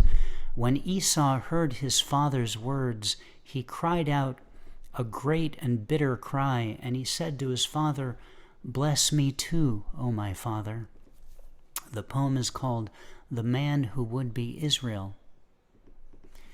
Esau, still full from the memory of the stew, realizes he's lost it all: birthright, inheritance, blessing, stolen by his own brother, the man who would be Israel.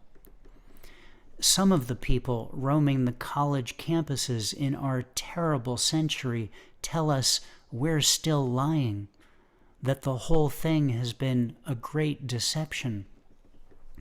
Poor Esau just wants what's his, a little validation from his father, a mother who doesn't sell him out. No one feels good about where this has gone, not today anyway, not with so much death and rubble. This was never the poem I wanted to write. Thank you all so much for listening.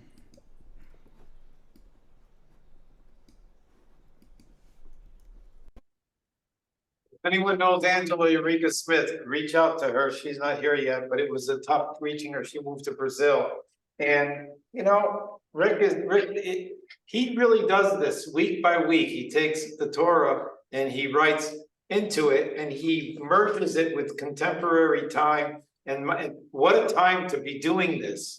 And at the same time, run an open mic where all voices are welcome. And it still sustains that. And there's something beautiful about the position of your life or the juxtaposition of your life as we go through this time.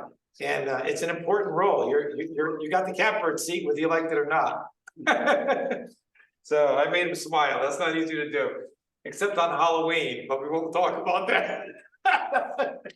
You had to be there. Oh yes, shame on me. Okay.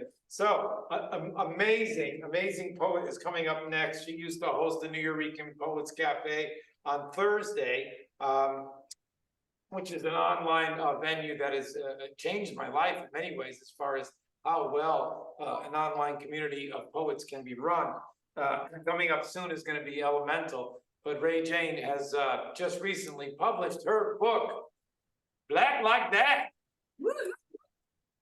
And that is, we just got it in the mail. I guess I touched it. I opened the page, I read the inscription, and I will take a picture with that. I've got to do that. So thank you very much.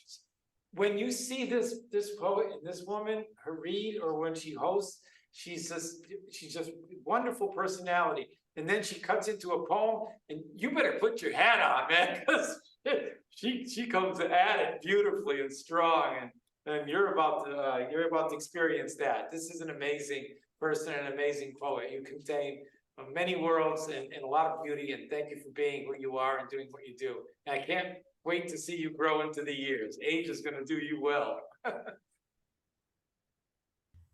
Thank you so much, Cece. Greetings to you all. I thank you, Margaret and the Cornwell Library for having us, creating such a warm space for us poets to do our thing, right? To share freely, to be unafraid, to be vulnerable among family and community, right? At least that's my hope. As he said, my name is Ray Jane, that's RayJane, and I do have my first book of poetry that just came out, Black Like That. You know, I'm learning how to take up space. So I hope that you find a reason to connect with me because I would love to connect with you. And I'm gonna read 2 pieces from my book, and I thank you in advance for the gift of your attention. The first piece is entitled Blacker.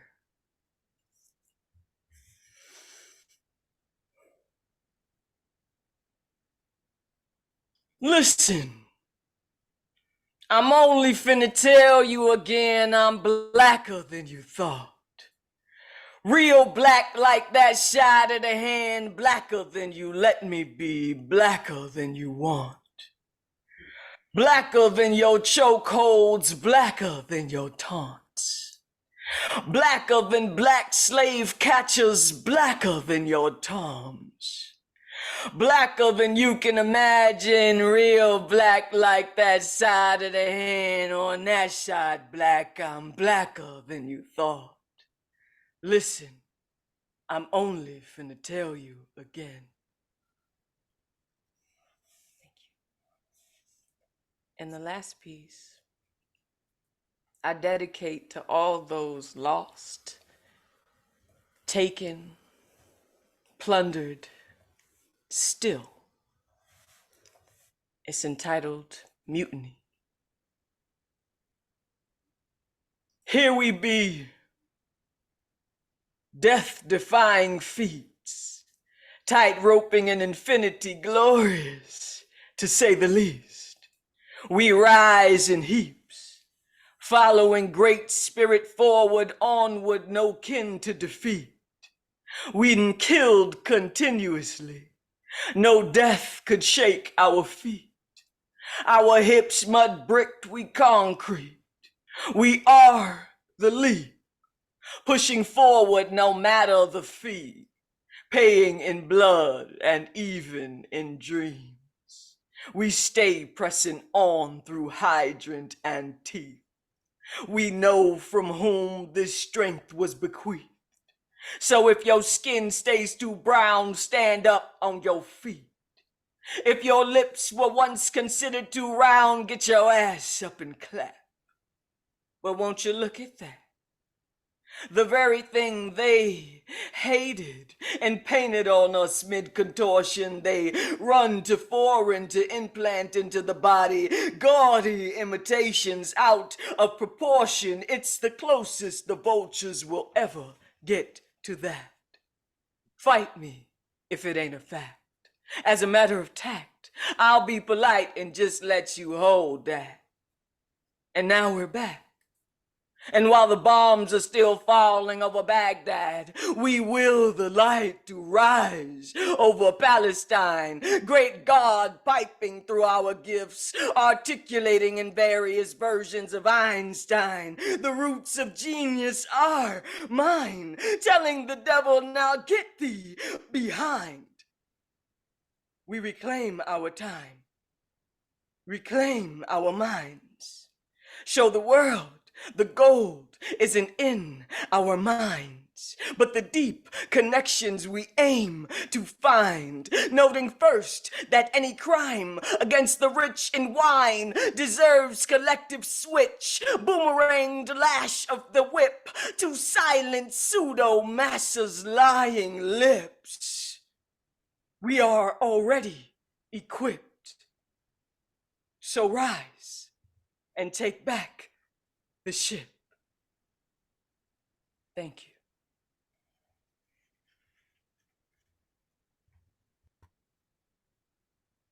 Thank you, Ray James. Thank you for your work and your contribution to making voices and caring about voices, and congratulating an album. That was sweet.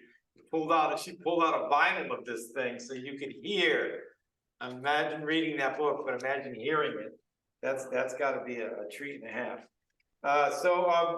We were going to move over to London, but I don't see Lantern Carrier here, so my heart's breaking a bit because that soul brother has love and the work of love on every page he writes. So, and he's a great listener too. He's in the kind of community. Lantern is one of the most important people to feed us back our words that we give out.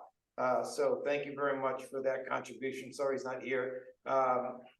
Elemental, the poet, is a supreme force in the poetry community that it's undescribable what he does and who he is and how he cares. He's a very important person in the voice of not just poetry, but the act of being inside a poem and getting it out into the world and having it matter in ways that is just incredible. He's so passionate about the way he cares that it's almost theater. When I first met him, I go, how is this man going to sustain that level of care and compassion? And he does. He's a tremendous host. We rarely get to see him read because he's always giving other people a voice. He's the Monday night New Eurekan Poet Cafe's host, and you got to give him that. And definitely check out his venue for those of you that are watching this. We'll see what we can do with the rerun. But let me step aside and then let you know that Mlanisi is going to come up really soon, and that's Mad Love.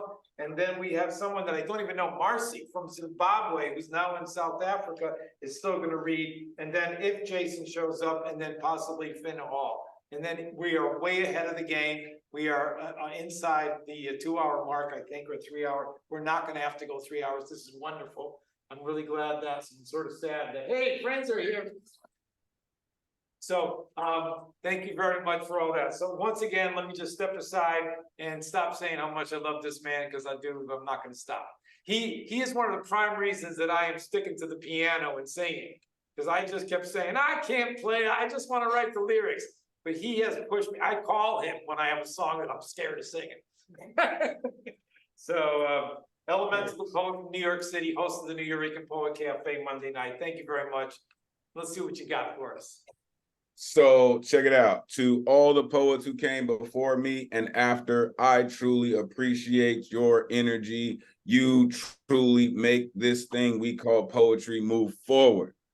Shout out our resident musician, the one and only CC Arshagra in the building for putting all this together. I'm telling y'all, you are in the midst of a really legendary space, right? Because all of these people, this is truly international. Like, as I'm looking at these folks, this is all over the world, right? You getting some of the best of the best of the best. There are some people that do this, but we do this. And believe we do this. Shout out to all the folks. Really appreciate you, CC, for, adding me into this mix. As he said, my name is Elemental. I am the host of the Monday Night Online Open Mic presented by the legendary New Eurekan Poets Cafe. Storm God's in the building. There are some amazing people in here, y'all. Oh my gosh. All right, I'm gonna give y'all 2 poems and I'm gonna get out of here. This is I am the dark side, and anything good and everything bad with your perfect little fallacy.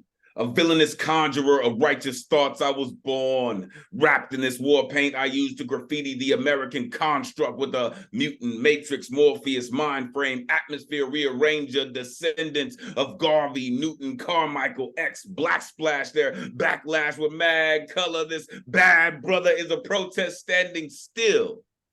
I am the red pill.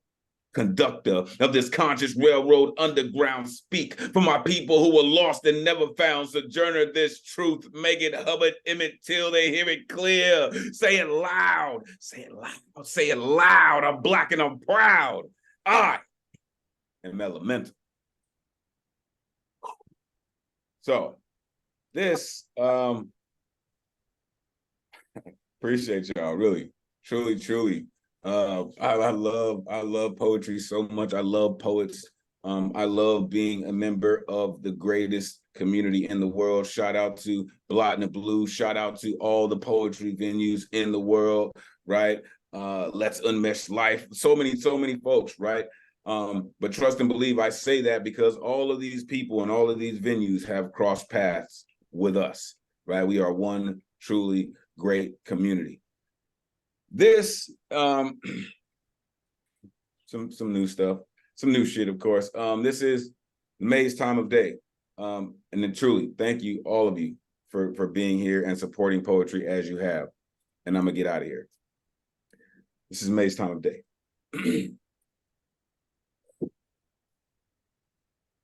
At crux of juxtaposition, 10th dimension labyrinth footprints find Frankie in Beverly form, weathering storms in palms of sorcerers, dancing with wands, become pendulum swinging, slinging, guillotine ink, slicing scripture into hieroglyphs.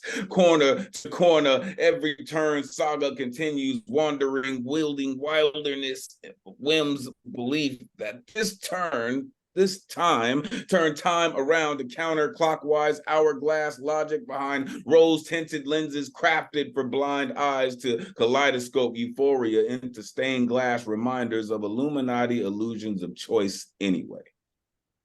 New Merovingian, conveniently packaged and easy to swallow blue pill MML coded language, greatest advancement from glitch factory assembly line to automate automatons that come with installation instructions. I mean, life sentence. I mean, suggested prescription that behooves you to take daily. Side effects include sleepless interstellar inceptions by way of delicate chemical compounds to balance stress on feeble minds, because all work and no play make jacks of every suit sharp as bowling balls, rolling in shining fashion, tumbling in opium satisfaction, all in good faith.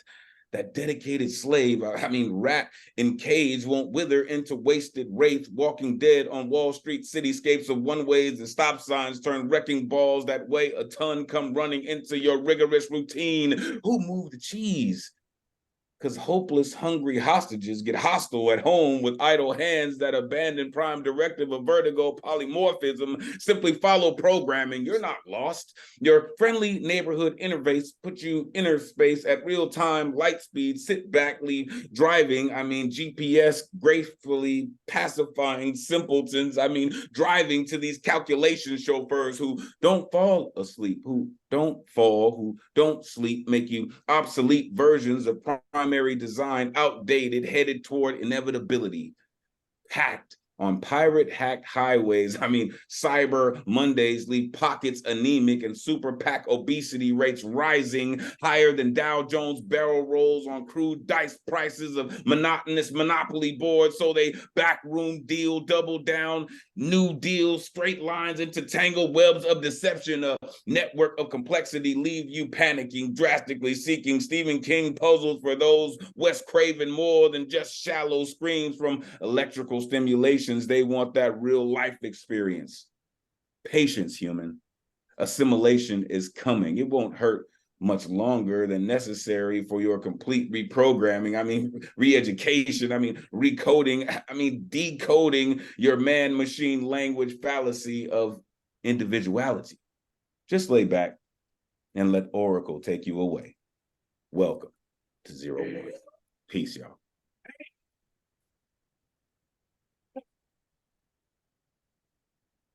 Man, just take it to the next. Fire! Fire! 17, 18, and 19.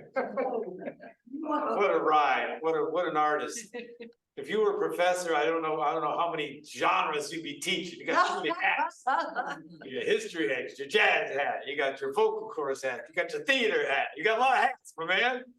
He's a good artist, he's a really good artist. But the fact that he cares about everybody else more than his own work sometimes is just fucking mind-boggling. It's unbelievable. I love this man.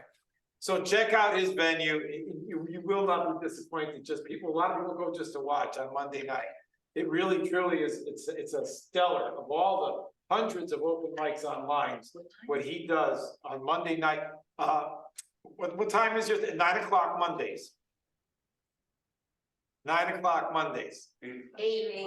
9 is Thursday. 9 is the Thursday one, yeah. New Eurekan Poets Cafe, and just Google that name right there, Elemental with a 2 instead of a T, and follow the bouncing jazz ball. Thank you 1,000 times. And now someone who just takes, I don't know what it is that this man has in him, but he was born with a gift, and he is taking that gift and giving it back to the world through his storytelling, his poetry, who he is as a person, who he is as an educator, who he is as a human being, who he is as a listener. It's just an amazing, amazing, amazing person. And if you've never, and like I said, the people that are here in this room tonight talking to us and that will exist in the archives of this library, you guys are going to really, the people who aren't here are going to cry from what they missed. They have no idea that the assemblage of poets that just crossed this little TV screen here with us in the picture, and that little thing watching us as we're watching it, is really some of the best poets that I know on the planet Earth that are sharing their work through the medium of the internet. There's such a really an amazing lineup. And and in that, a dear friend that I love to call different, his name is Mbonisi. When I first learned his name, his first letter of his name is actually MN, it's pronounced Mbonisi. But he goes with Sakali and Zumkunto, which took me a while to say. He is loved, he works hard, he is ceaseless, he is involved, he's in Canada. He's look at that smile. That is the man, his soul smiles like that. I love you, man. And he's also part of the Word Show, which is an amazing thing that I've done. And I believe, have you been to the Human Room Open Voice, which I failed to mention all night? Have you been there yet? The Human Room Open Voice? You've been there, right? I think he was. Yes. Yes. Yeah, maybe even at the very beginning. That's another project that's mind-blowing, but I'm not merging worlds tonight with that. I am going to stop loving this man, never, but I am going to let him speak his work now. Thank you, bye. Thank you so much, all of you, for the gift of poetry. It's a blessing to always be around poets and feel understood, and also be blessed back by such beautiful words and inspiring sentences. This poem is on the theme of anti-war, and it's entitled 3 Orphans. 3 orphans, placing bets on who amongst them will wake up alive the next day. Each placing a coin inside the cracked piggy bank that was rattled by a passing army tank just yesterday on its way to deliver death on a silver platter. The youngest child swears it won't be him that dies because he can fit into the smallest crevices beneath the rubble. The eldest child is unsure because he's always looking for trouble and might be outside stoning that same army tank, dreaming it were made of glass, hurling stones as if they were grenades fashioned by a vengeful god. The middle kid, she is the prayerful one. She first clutches her coin tightly in her palms until its net worth cannot breathe, suffocating its will to buy anything else except life and freedom. The other night she prayed for rain and it accidentally rained bombs. So nothing can be planted anymore other than landmines. The other kids beg for her to hurry up and place her bed because they have been impatient with this God who ain't shown up just yet. Perhaps up there gambling with the devil to see who wins hearts in this bloody war. So the waiting begins. 3 kids with a gambling problem, which took hold of them the night father left with what looked like a rifle and never came back. From that moment on, they knew the cards he was dealt. Because in every war, greedy men gamble with the lives of the innocent, setting a precedent for 3 orphan kids to unearth a piggy bank and cast lots on who might end up in the Grim Reaper's frying pan. And the middle kid, she knows there is a price to pay for every coin placed on the heads of the living. So she grips hers in her palm as if to squeeze all the value out of it, so that there is no way that death could ever benefit. But that doesn't stop the other 2 kids from throwing a fit. I mean, how can a prayer be so long? Did she not pray for rain and it rained bombs? Did she not see mother shot dead for raising the alarm? What is she praying for now? And as she wraps up, she picks up the piggy bank, places her coin inside it, then smashes it on the ground. Zomkhonto Kabate.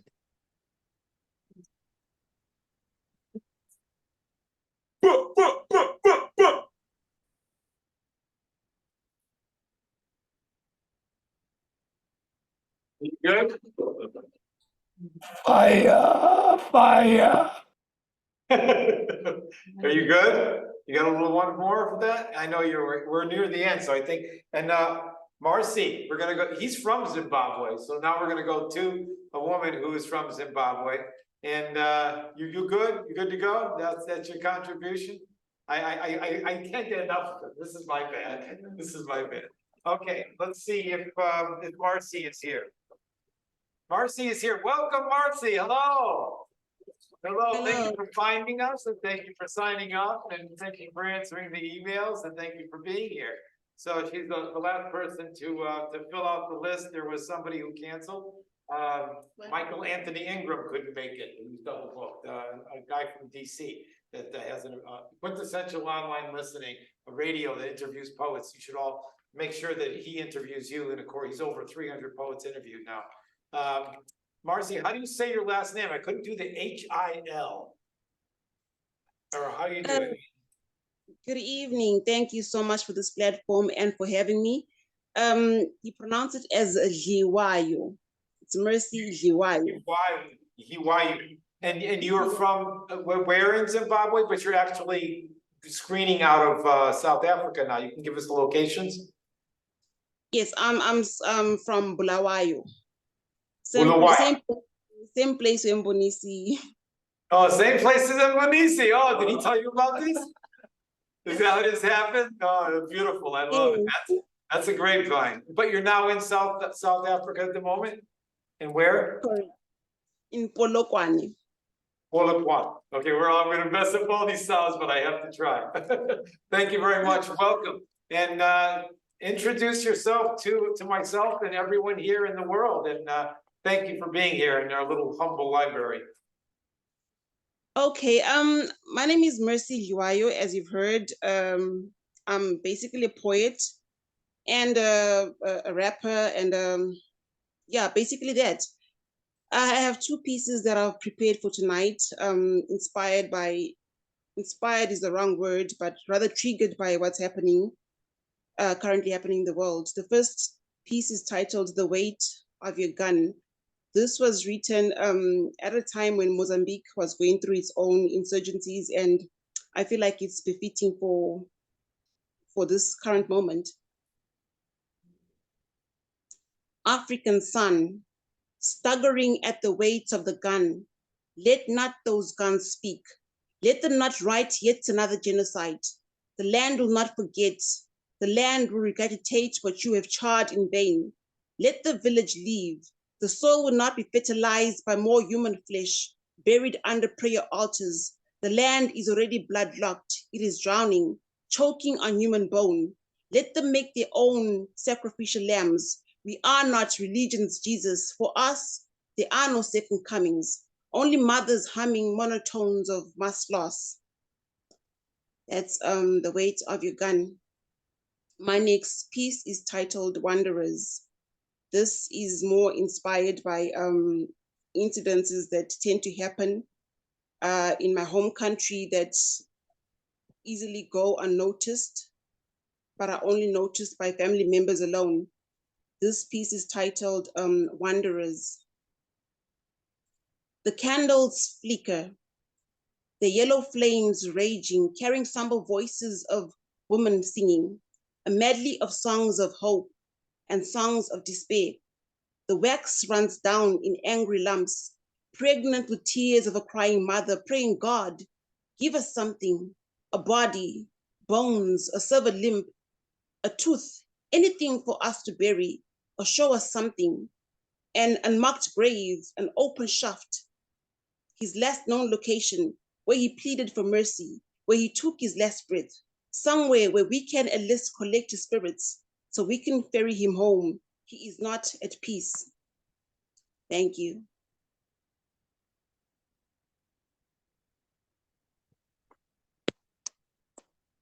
African sun, African sun. It's been amazing, amazing, amazing. I do see a name or two, and we are ahead of schedule.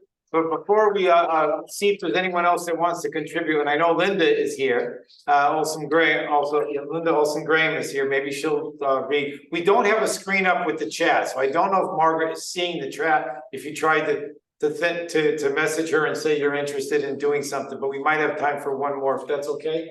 Can we add a poet or two? If there's, we could add one. She said. House says yes. We're gonna add one. So let's see if. Thank you for everyone that's here listening, but as far as that last contribution goes, I really want to say that how important it is the global open microphone community gathers up voices like this and bring them to places that they're not, because ignorance is one thing, but to avoid the information of you can't travel to Zimbabwe and see what you said. You could look at a book, you could watch a movie, you could turn on the TV, but you can't feel the pulse of a human being walking the street, feeding your child. And that's all over the world. We don't know, but poets can transcribe that into poems and give us a picture of the world that no other medium is doing. And that's one of the reasons that I'm trying to make this something that's really happening. How many people are not in this room and how many people said they were going to be here is something that it's just a reality, but it doesn't bother me what it says. I'm not sure yet, except that when they see this, I hope that makes a difference, and that somehow this portal of voices from around the world is something that I am going to persist as long as the library lets me. And if it evolves, if it morphs into something a little more beautiful or a little different or something of the same, we'll see what happens. But I really want to thank the library a lot for making this happen. I mean, I'm blown away, and I've seen all of these people, and I've asked them, and the ones that didn't make it here tonight, the voices that you didn't get to hear, but the ones that are here, and the one that signed up and didn't make it, it breaks my heart a little bit. I'm gonna have to eventually say I love you and thank you and good night. But did Linda? Can you unmute yourself to see if you're? Oh, I would love to. Oh, all right. Okay, we got one more. Another friend of mine from the Cape. You could say a little something about yourself and read one poem. We got a green light for one more. Thank you very much. All and right. again, to all the listeners that are going to watch and have watched this live streaming. Is it live streaming? No. It's not live streaming, so you had to sign up to be here. So all the people that are on this list that are not poets, I really want to thank you. Please, we'll find a way to save this video. We'll put it out there. I'm not sure how the library does it, but if I get some video editing help, or if I get some time, which I don't have any of, I will try to do something with that. And at that point in time, we will include your bios and your links and your venue, so people can find you, so you can expand your communities, so more people can hear who you are and what you do. and be grateful the way that you're bringing so many voices together. And the voices that came out here, oh my God, that was brilliant. Your work was beautiful. You painted on my mind, and Nick blew me away, invoking the opera, even though his parents played the record and sang for us. The theater that happened tonight was unbelievable. But on that note, we're gonna listen to Linda. We're gonna say goodnight. We're gonna say thank you one more time. And I really do love you all, and thank you all for being here and doing this. And we'll see you in the spring. And if you're not one of the readers, help promote this, because I think opening up the idea of hybrid portals on the planet at this time is really important. And what little this does, or what seed this plants, or how this grows, I think it needs to and has to continue. It's just, these voices are too important, and there are too many places that have no idea that we exist even as online poets at all. So thank you for helping make this happen, and I look forward to me begging you to make it more so in the future. Thank you. So I'd like to say thank you to Cece and to Margaret and to the library. And poetry is illuminating, and all of you have given a gift to my life today. So thank you for everything you shared. My writing is under the name Earth, Ocean, Heavens. And I had something quite remarkable happen in the last several months. A Nigerian poet contacted me, Alatishi Kolawole, and said, we're writing about the same thing. And he invited me to send him a little bit of my poetry.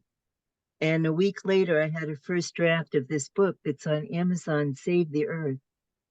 So some of what I shared, I'll combine it into one poem. So, has the time arrived when humanity is able to digest the remarkable reality of just how simple it could be to shift the Earth's vibration?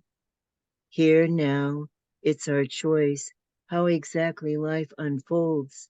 The entire planet could realize we create the essence of the joy. Crisis can bring about an evolutionary leap. There are laws of manifestation. We, in fact, are co-creators and can more fully actualize our experience. All the beings of all the worlds are watching now, so desirous of our upliftment, praying to mankind to hear the calls. They've been in a steady stream, beaming to our heart's desires, caressing what we say we want. We could see the end continuum as clearly as they do, fully in our heart for love, being one with God. So I hardly ever share without mentioning the French philosopher Teilhard de Chardin. 30 years ago, I learned about him, and he created the word noosphere to describe a layer of thought that hovers above nature and acts as a universal consciousness. It's what people think of as the collective consciousness, the one mind. And when I heard about him, I actually felt that if enough of humanity could quiet their thinking just for a few minutes daily, that would quiet that noosphere around the planet. And if that's what gets reflected back to us incrementally, I believe it's a formula for global peace. So I'll share a line that I have a website, Earth, Ocean, Heavens, and my niece just merged two websites, and one of the websites used to close with this line: please hold the thought with me that peace on Earth, calmer weather patterns, the end to terrorist attacks, and insights into curing and eradicating the pandemic can easily happen in a moment or two of silence in enough of the collective mind. Thank you so much. It's quite an honor to be with all of you. Thanks. And Cece, thanks. Thank you for bringing us home. Thank you. Oh, thank you so much. Deirdre and Nick and Kathleen and Henry, they're the poets in-house who are still here, and all the other locals that came out to read, and valuing themselves as much as they value each of you, and how each of you valued the locals here too. And that equilibrium matters. And let's see if we can make this boat float. Thank you very much.